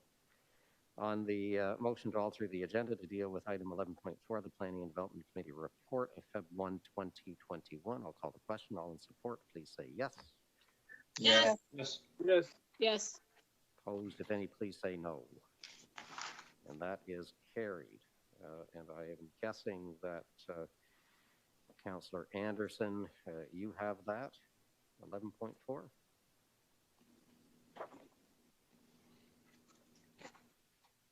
Councillor Anderson? Can you hear us, Councillor Anderson? I'm muted, sorry. Okay. So you would be up on 11.4, the P&D, to move that? Yes, I move that it be received. So it's that the recommendations contained in the Planning and Development Committee report of February February 1st, 2021 be received. Will be approved on consent. On consent, sorry. Oh, great, thank you. Do you have a seconder? I am Councillor Trail, I believe. Yes, thank you, Councillor Trail. Okay, so that is on the floor. Polls? Councillor Neal. I'm going to pull numbers 3 and 4, Mr. Chair. 3 and 4. So anything beyond 3 and 4 to be pulled? The question on the balance, all in support. Oh, Councillor Wait, Trail. sorry. Quickly, I just have one question to ask on number 2. Okay, so number 2. So we've got 2, 3, and 4. And as clerk points out, 5 has been dealt with already. Anything beyond 2, 3, and 4 to be pulled? Call the question. All in support of the balance, please say yes. Yes. Yes. Yes. Opposed, if any, please say no. That is carried. Why don't we go numerically? Item 2, I would need a motion. Councillor Trail? Motion. Yeah, motion that the delegation be received with thanks. Okay, do we have a seconder? Councillor, thank you, Councillor York. Go ahead. Go ahead, okay, Councillor Trail. Sorry, through you to Ms. Langmead, did Mr. Bowman say that you can't ask questions of delegates at the Agricultural Advisory Committee meetings? Because when he was questioned about Miss Martha Vanderpool's delegation, that he indicated that questions were not permitted, but I double checked and it looks like the same procedural bylaw applies to Ag Advisory Committee meetings as does to council. Am I way off base? Through the chair to Councillor Trail, that is what Mr. Bowman said, but we have spoken to him in the meantime and corrected that. He had understood that from a previous chair of the Ag Advisory Committee. So does this mean for however many years, no questions have been asked of delegates at the Ag Advisory Committee meetings? Through the chair to Councillor Trail, no, it does not mean that. Mr. Bowman has only been the chair, I think, for the past year, and we haven't had that many delegations. We have lots of presentations, but delegations are different. Okay, So thank you. We have addressed that with him, and I had emailed the clerk when he said that to figure that out. Okay, so thank awesome. you. Thank you. No more questions. Thank you. Anything further on that? Call the question. All in support, please say yes. Yes. Yes. Yes. Yes. Yes. Opposed, if any, please say no. And that is carried. Thank you. Councillor Neal, item 3. Yeah, I'll move as written, Mr. Chair, and then I have some questions and a possible amendments. Okay, do we have a seconder? Councillor Jones, thank you. Go ahead, Councillor Neal. So, Mr. Chair, the question to staff is the commercial property owners and industrial property owners south of the rail line, did they get notice of, like, formal notice of this sort of request to the region or supporting these conversions to the region? Through the chair to Councillor Neal, I'm just finding my agenda here. We held a meeting with all of the owners of that industrial area maybe about 2 weeks before we brought this report. And we did tell them that this report would be coming forward and that anyone who was listed as an interested party would be notified. I'm just trying to find the date of when that meeting was held. But there seemed to be a lot of concerns expressed. Like when I read the minutes sort of to speak of that meeting, there was a lot of concerns expressed about how this could impact their businesses, right? Well, through the chair to Councillor Neal, that is the reason that on the figure 3, which is on page 208 of the printed agenda, there is a shaded area where we will be developing secondary plan policies to protect the existing employment areas. And that is the area directly south of the rail line on Curtis Road and Baseline Road.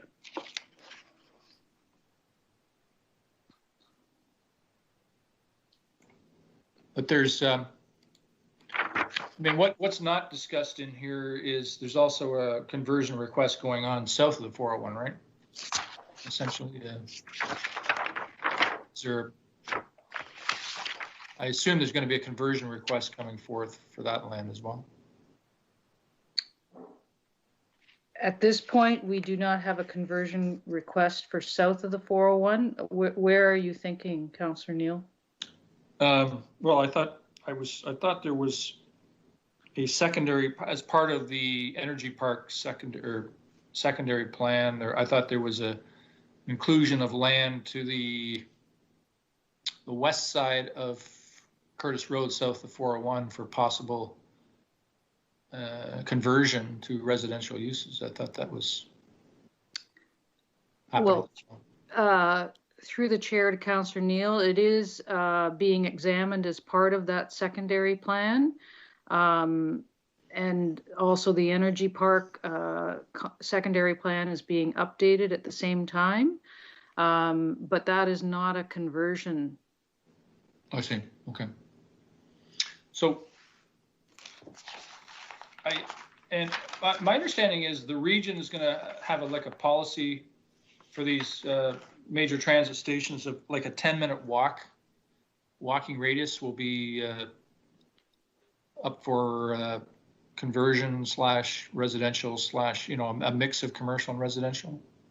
Does that sound right? Through the chair, yes, that sounds accurate. Yeah. Okay. So is Charles Road I guess I should have maybe did the walk. Is that a 10-minute walk? I guess it depends on who's doing the walking, right? So. Yeah, through the chair, there usually is a radius that is applied, and I don't know the distance of that radius off the top of my head. We can get that information to you if you would like. So I think the one that perhaps concerns me then is the south of the rail line. So I would move to divide that one out from the balance, if I can get a seconder on that. Thank you, Councillor Jones. So I'm not supportive, I guess, of converting land south of the rail line, which is between the 401 and the rail line, for conversion from employment lands. It is employment lands, and I don't see that as compatible with future residential. So I'm not understanding that, and that's all. So thank you. Okay, so give the clerk a moment to get that amendment up.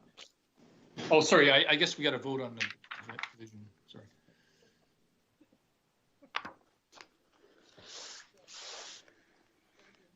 Okay, it's going to take the clerk a minute or two to get that.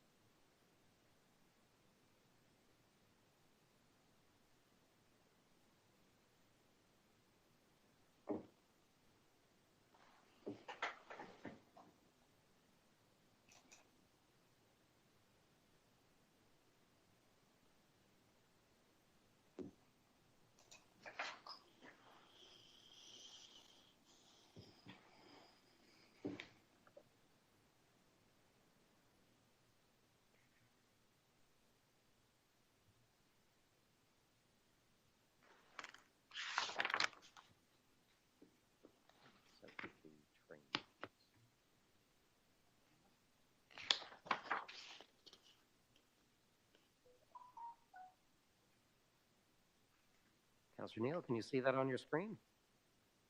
Yes, sir. Yeah. Does that capture your yes, your amendment? Yes. All right. So questions or comments on the amendment?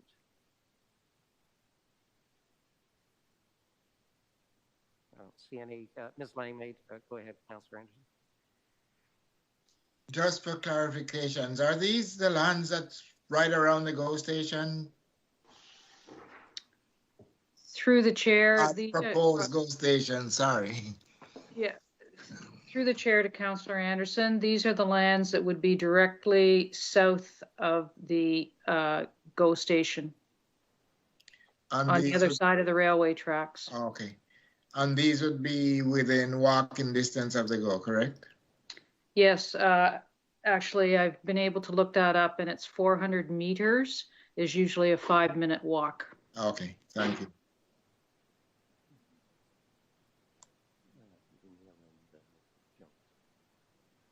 And Councillor Anderson, for clarity, this is in Curtis. I'm not sure if I heard you say Bowmanville, but this is in Curtis. Councillor Hooper. Yes, thank you, Mr. Chair, and through you to Ms. Langmaid. This is there's already pre-existing an industrial there at the present time, correct? Through with a mixed use sort of thing too as well. Well, through the chair, currently it is sort of general industrial. There are a number of different types of businesses in there, but I would say on the heavier side of industrial. But that is the reason that we would work with the region on policies for that area in the secondary plan to retain the existing employment that is there. Okay, thank you. Thanks very much, Mr. Chair. Okay. Anything further on this?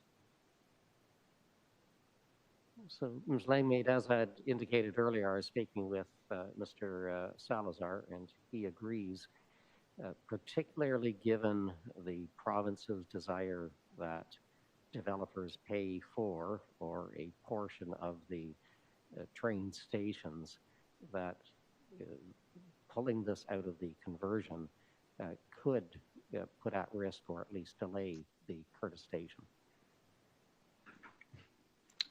Through the chair, you are absolutely correct. That is what they have expressed to us. Thank you. So if you haven't guessed, based on that, I will not. If we say that we want the GO train here as quickly as possible, I can't support anything that's going to get in the way of that. And Madam Clerk, I would ask for a recorded vote on the amendment.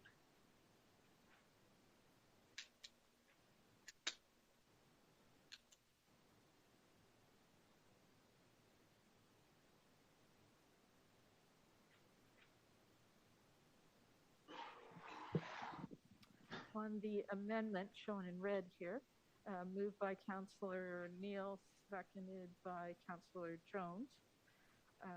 Beginning with Councillor Anderson. No.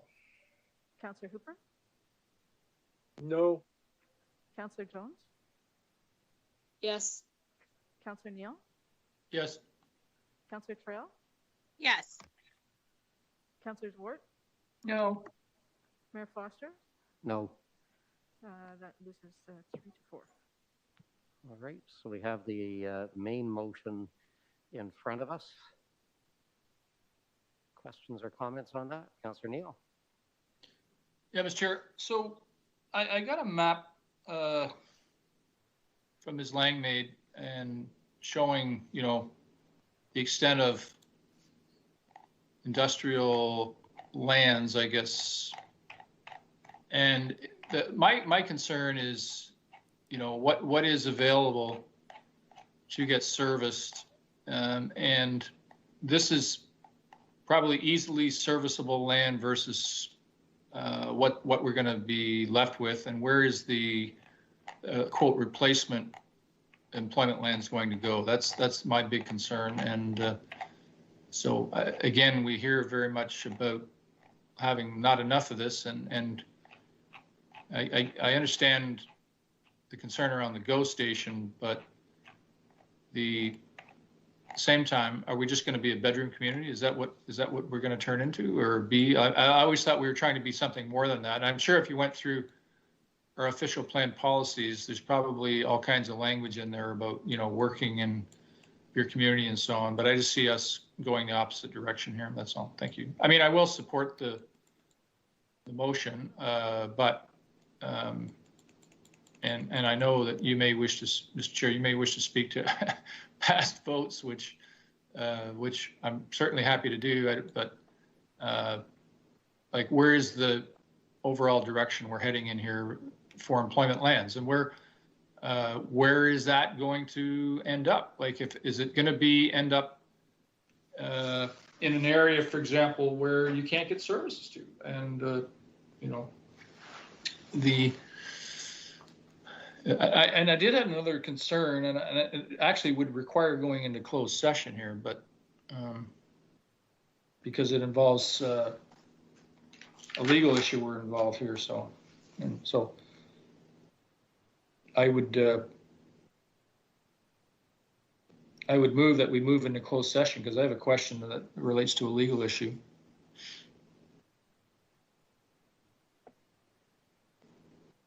All right.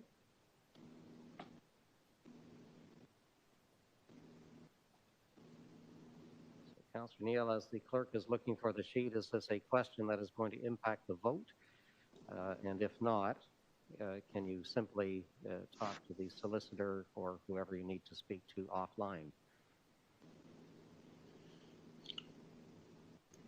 Well, I think it impacts the vote. Okay.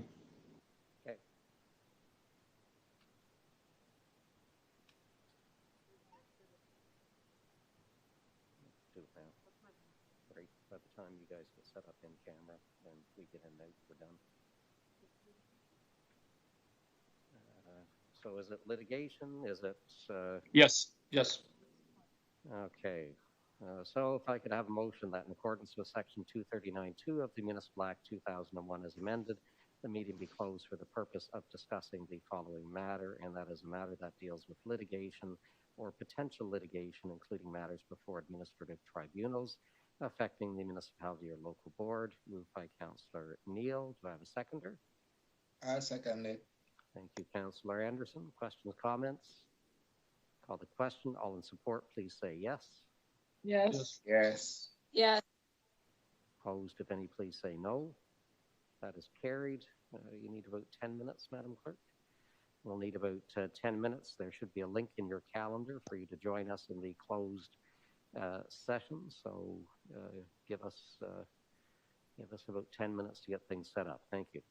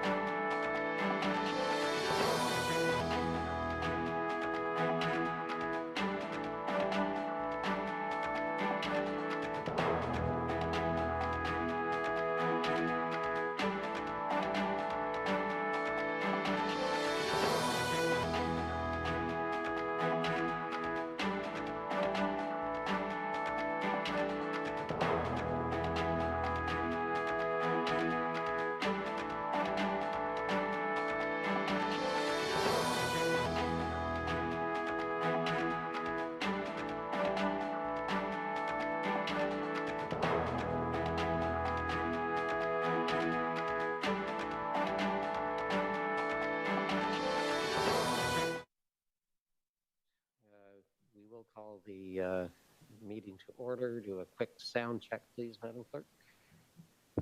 I see everyone is there, so I'll begin with Councillor Anderson. Councillor Anderson, we're doing a sound check in open session. Oh. Okay, now I think we'll have better luck with everybody hearing. So we're back in open session, and I'll begin a sound check with Councillor Anderson. I am here. Thank you. Councillor Hooper. Present. Thank you. Councillor Jones. Here. Thank you. Councillor Neal. Here. Thank you. Councillor Trail. Here. Thank you. Councillor Zort. Here. Thank you. All right, we'll rise and report that one item was discussed in closed session in accordance with Section 239(2) of the Municipal Act 2001 as amended. No resolutions were passed.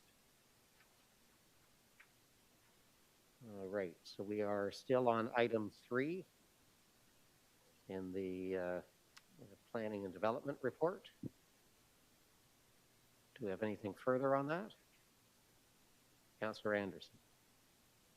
Thank you, Chair.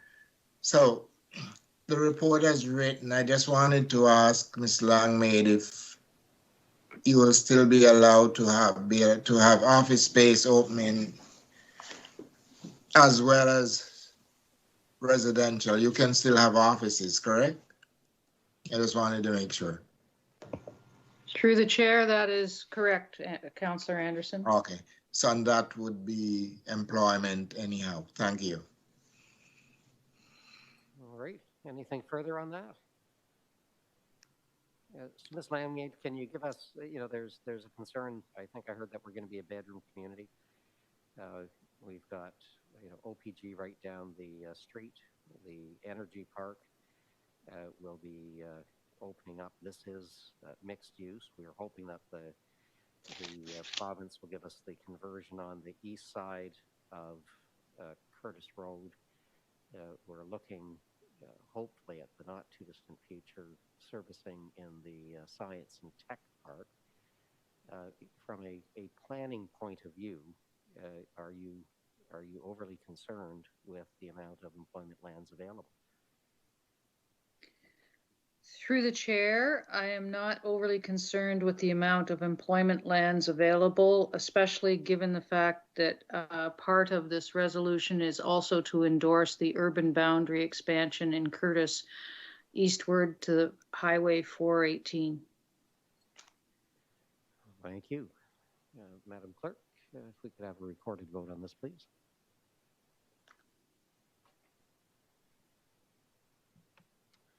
So this is on the main motion, which was moved by Councillor Neal, seconded by Councillor Jones, and it's as written. And this is number 3, employment lands, beginning with Councillor Anderson. Yes. Councillor Hooper. Yes, Madam Chair, voting on what's written, correct? We're voting on the as written, number 3, the employment lands. Okay, thank you. Yes. Councillor Jones. Yes. Councillor Neal. Yes. Councillor Trail. Yes. Councillor Ward. Yes. Mayor Foster. Yes. That passes 7-0. All righty, thank you. Councillor Neal, item 4. Yeah, so I'm going to move as written, Mr. Chair, that staff issue the necessary notices for a public meeting under the Planning Act to be held on April 26, 2021 for the consideration of the deletion of Special Study Area 2 from the Clarington official plan.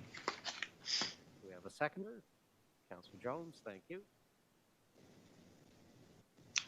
So if I could speak to it, Mr. Chair, this did get the support of 5 councillors at the planning meeting, and I thought that the indication from Ms. Langmaid was, depending on what happens with her budget, this could go ahead. I don't think there's any, I think, you know, we haven't gotten to that yet, of course, but it seemed to get through at least the committee, the special budget committee, without any changes. So I think there's a lot of money being set aside for consulting. So I don't see how this moving ahead is going to affect these secondary plans. I mean, we heard about all the delays in those. It's got nothing to do with this whatsoever. And there's armies of consultants out there working on these. So from what I gather, just from what I heard tonight. So, and the other thing is, I don't know what studies would have to be done in order to stop studying an area. Like, it's just, to me, it's just get a notice out, ask for public input, send it to the agencies. But to my knowledge, we're not going to be undertaking any study in order to consider stopping the study of this area for possible inclusion in the Greenbelt. So I don't understand how this is going to, you know, put development in Clarington back as much as stated. So I will ask for a recorded vote. I think we need to get on with this. I do support the residents, and I think, you know, we do hear a lot from outside sort of people that, but, you know, we have a lot of, I listen very carefully to what our own residents are saying on this, and these are the people that are directly affected, and I think they're, I want to see them get closure on this and get it off the agenda. So, and I think that would be good for council as well. So, thank you. Thank you. Councillor Trail. Thank you, and I do hope that this goes ahead as we had already passed it. My concern is that if we delay any further, for example, to June, then it's very likely that because we have the summer break, that it will get further deferred. And it, you know, we have hundreds, if not thousands, of landowners who are affected by this. And I think we owe it to them to make sure we proceed as quickly as possible, so that they can have their voices heard. Thank you. Thank you. Councillor Anderson. Reluctantly, Mr. Chair, I just want this behind us, and I just want the misinformation to end, and I will elaborate now that I have the floor. First of all, I voted on the MZO and the attachment did not say let's greenbelt areas, special area 3, and that was referenced to Ms. Langmaid. That's Ms. Langmaid had to make the correction a few times. That's not what the motion was about. So that's misinformation, and that's the kind of misinformation I want to stop. And so I'm going to support it because of that, and I'm going to, hopefully, Ms. Langmaid and the planning department can figure out a way not to delay the other projects. Look at innovative ways not to do that. So, and I am counting on them to do that. I'm sure they're capable of doing that. So I just want residents to rest easy. And I'm going to speak bluntly.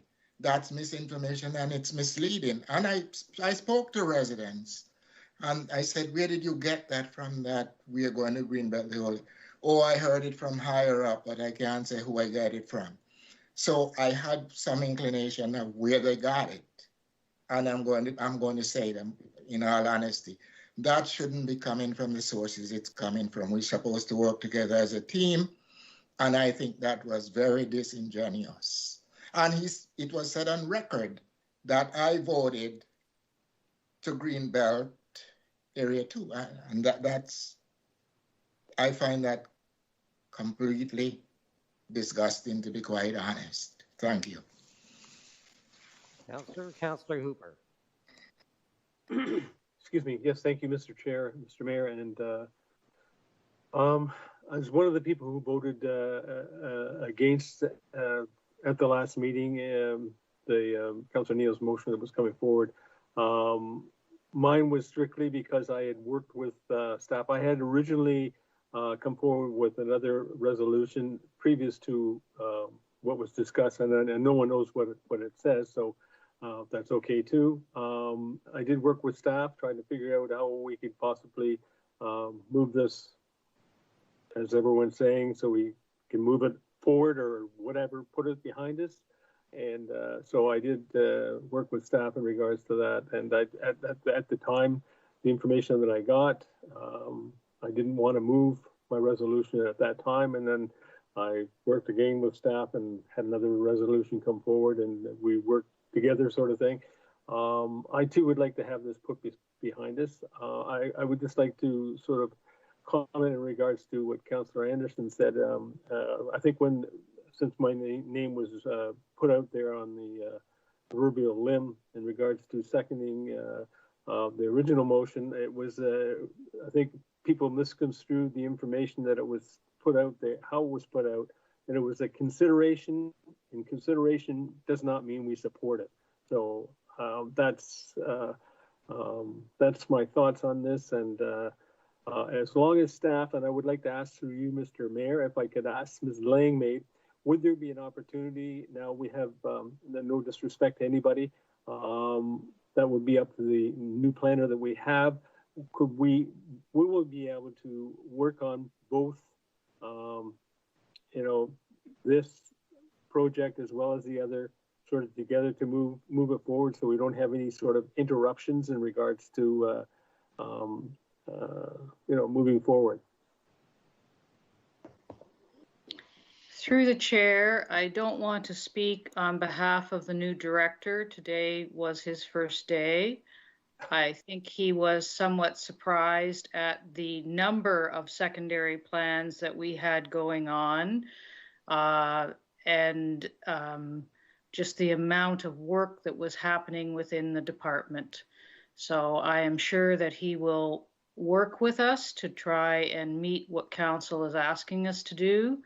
But we are stretched with our resources at this point, which is why we have alerted you to the fact that we don't believe that we can meet the timelines that had been set for those other secondary plans. And if I can, just one, is it as easy as I think I heard the comment in regards to taking a Sharpie and just deleting it? Is it that easy? Unfortunately, it is not that easy. Thank you for the question. Thank you. Anything further? Well, it's abundantly apparent that this is going to pass. There has been misinformation from wherever it came on this.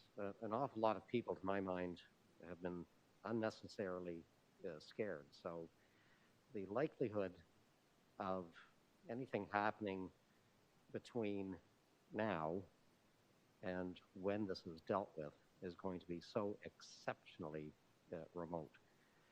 You probably have better chances of winning Lotto Max twice in a row for that happening. Ms. Langmaid, is there anything that we can do or resources that we can provide to you to help you move ahead with the secondary plans? Because those are, hundreds and hundreds of jobs and hundreds of thousands of dollars. So is there, a second step or something that we can do to help you? Through the chair, there are some positions included in the budget that you have yet to deal with this evening that would assist with the workload that is within the department, both in the development review area and the community planning area. The other thing that council could assist with is instead of asking us for one-off projects and wanting them immediately, if you could hold back on those, that would allow us to go ahead with the work plans that we have in place. which are based on council priorities and based on the secondary plans that the landowners have provided funds and council has accepted and endorsed the work plans for. Ms. Langmaid, and I don't know how you will do it. There is a difference of opinion as to how busy your department is. The report was referenced, earlier. I thought it showed a huge amount of activity, and when I'm here, and today as an example, planning is a busy spot. Things are going on. You have repeatedly told us that you because of the work involved, and because this isn't a simple undertaking, do you want to take a crack at explaining how busy you are? And I don't know.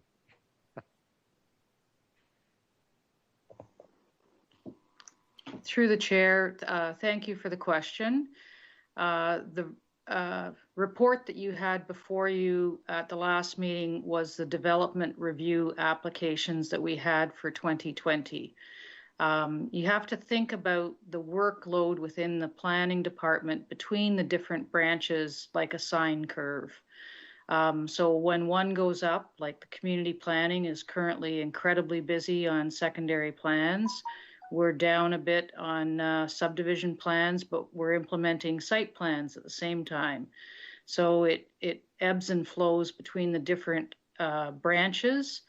And if we don't get that work out of the secondary plans, then we will not have development applications coming in. The other thing is that in some ways, it's a bit of a misnomer to look at one subdivision application that's for 500 units and say, well, it's only one. And then another subdivision application that's for only 23 units. They are more complicated than they used to be, which is pretty evident by some of the reports that you've already dealt with this evening. And planning is much more complicated than it used to be. I've been in this career for a very long time, and it is getting more and more complicated with the additional layers that are put on by the provincial plans that we now have to address. Ms. Langmaid, thank you. Madam Clerk? Just before I do, Councillor Neal had sent me something. I don't need to display that, Madam Clerk.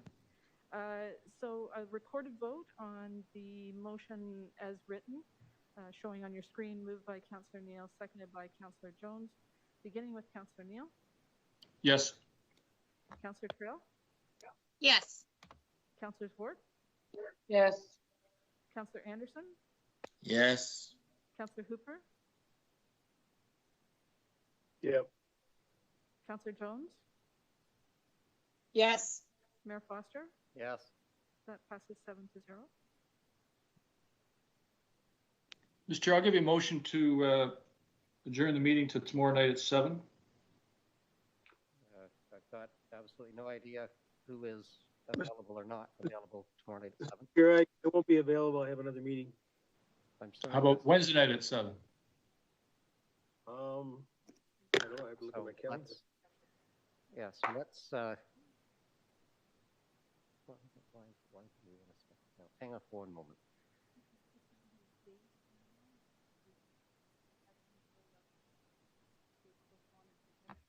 I'll second Wednesday if that's agreeable, but Okay, cool. we'll wait to hear back. The clerk points out that if it's going to take a couple of days to get the other meeting that we call a special council meeting, we adjourn this meeting, which puts into play everything that we have voted on and deal with the special GG at a separate meeting. So let's finish this meeting with the exception of the budget and then get back to the rest. Okay, I wonder if I can get a motion. We're at midnight, 5-minute extension. 5 minutes? Councillor Trail, thank you. Seconded by? Councillor Hooper, thank you. All in support, please say yes. Yes. Yes. Yes. Yes. Opposed, if any, please say no. All right. Madam Clerk, we need to do the bylaws, but except for the last one. So, Councillor Hooper, you want to give us the bylaws? Yes, sir, I will do that. Just 1 second, please. That leave, moved by myself, seconded by, I need a seconder. I'll second that. Thank you. Thank you. Sorry. The leave be granted to introduce bylaws 2021-017 to 2021-25. And it says by. Sorry, Councillor Hooper. I've gone too far? So to 24. 24? I got it. Why? 024. I didn't have that information. Sorry. And said bylaws be approved. All right. So everyone knows 25 was Lawson Road, and we denied Lawson Road. So with that, on the bylaws, questions, comments? Call the question. All in support, please say yes. Yes. Yes. Yes. Opposed, if any, please say no. That is carried.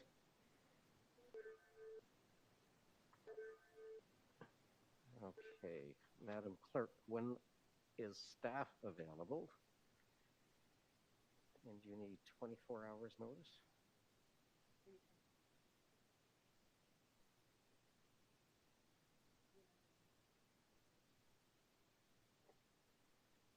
Okay.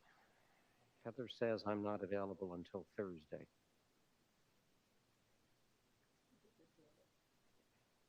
Heather's right.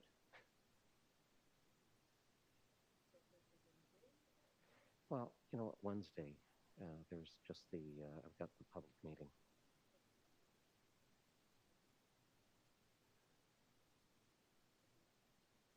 I can't imagine we will go that long. Wednesday evening. Your microphone's on, Mr. Mayor. Yeah, no, I know. Oh. not saying anything. So the challenges that we've got, finance and admin, although I highly doubt we will still be working on the budget Wednesday evening. So I guess we take that chance, or we go to Thursday. Agriculture advisory is Thursday. I'm sorry? I think there's at least a counselor who's on the ag advisory, and I think there are others of us who wanted to go as well. I don't disagree, but we need to pick what needs to get done, right? Could we start the budget meeting at 5 instead of 7? No, later is 5 o'clock on Thursday, you're saying? I would second that. Wednesday or Thursday. So 5 o'clock makes it worse for me Wednesday.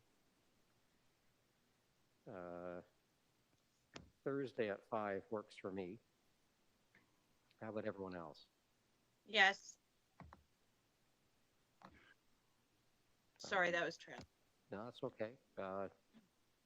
That works for me, Mr. Chairman. All right, so let's, Ms. Langmaid, you've got your hand up. I just wanted council to be aware of, there is a Brook Hill subdivision public information center at, we're thinking it's 6:30, but one of my staff is checking right now. Okay, that would be, we were talking about Thursday at 5.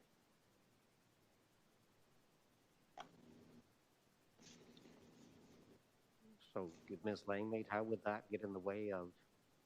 Sorry, I thought you were talking about Wednesday originally. Yeah, that's right. There is a meeting on Wednesday night. Okay, so Thursday at 5. Going once, going twice. Let's call it Thursday at 5 p.m. Okay, so if I can have a resolution to refer the special GG to a special council meeting Thursday at 5 p.m. Moved by Councillor Neal, seconded by Councillor Trail. Questions or comments? Call the question. All in support, please say yes. Yes. Yes. Yes. Opposed, if any, please say no. That is carried, and I believe we have one last thing to do. Motion to adjourn. Thank you, Councillor Hooper. Do I have a seconder? Councillor. Oh, sorry. Did we do the? No, we didn't do the confirming bylaw. Confirming bylaw, Councillor Hooper. Same mover, same seconder. That leave be granted. Introduce bylaw. Sorry. Go ahead. Sorry. 2020-026, being a bylaw to confirm the proceedings of the Council of the Municipality of Clarington at a regular meeting held on the 8th day of February 2021. Said bylaw be approved. Question, all in support, please say yes. Yes. Yes. Opposed, if any, please say no. That is carried. Motion to adjourn. You've made that, Councillor Hooper. Do I have a seconder? Councillor Trail, all in support, please say yes. Yes. Yes. Yes. Any, please say no. Yes. It's carried. Thank you. Thank you. Good night.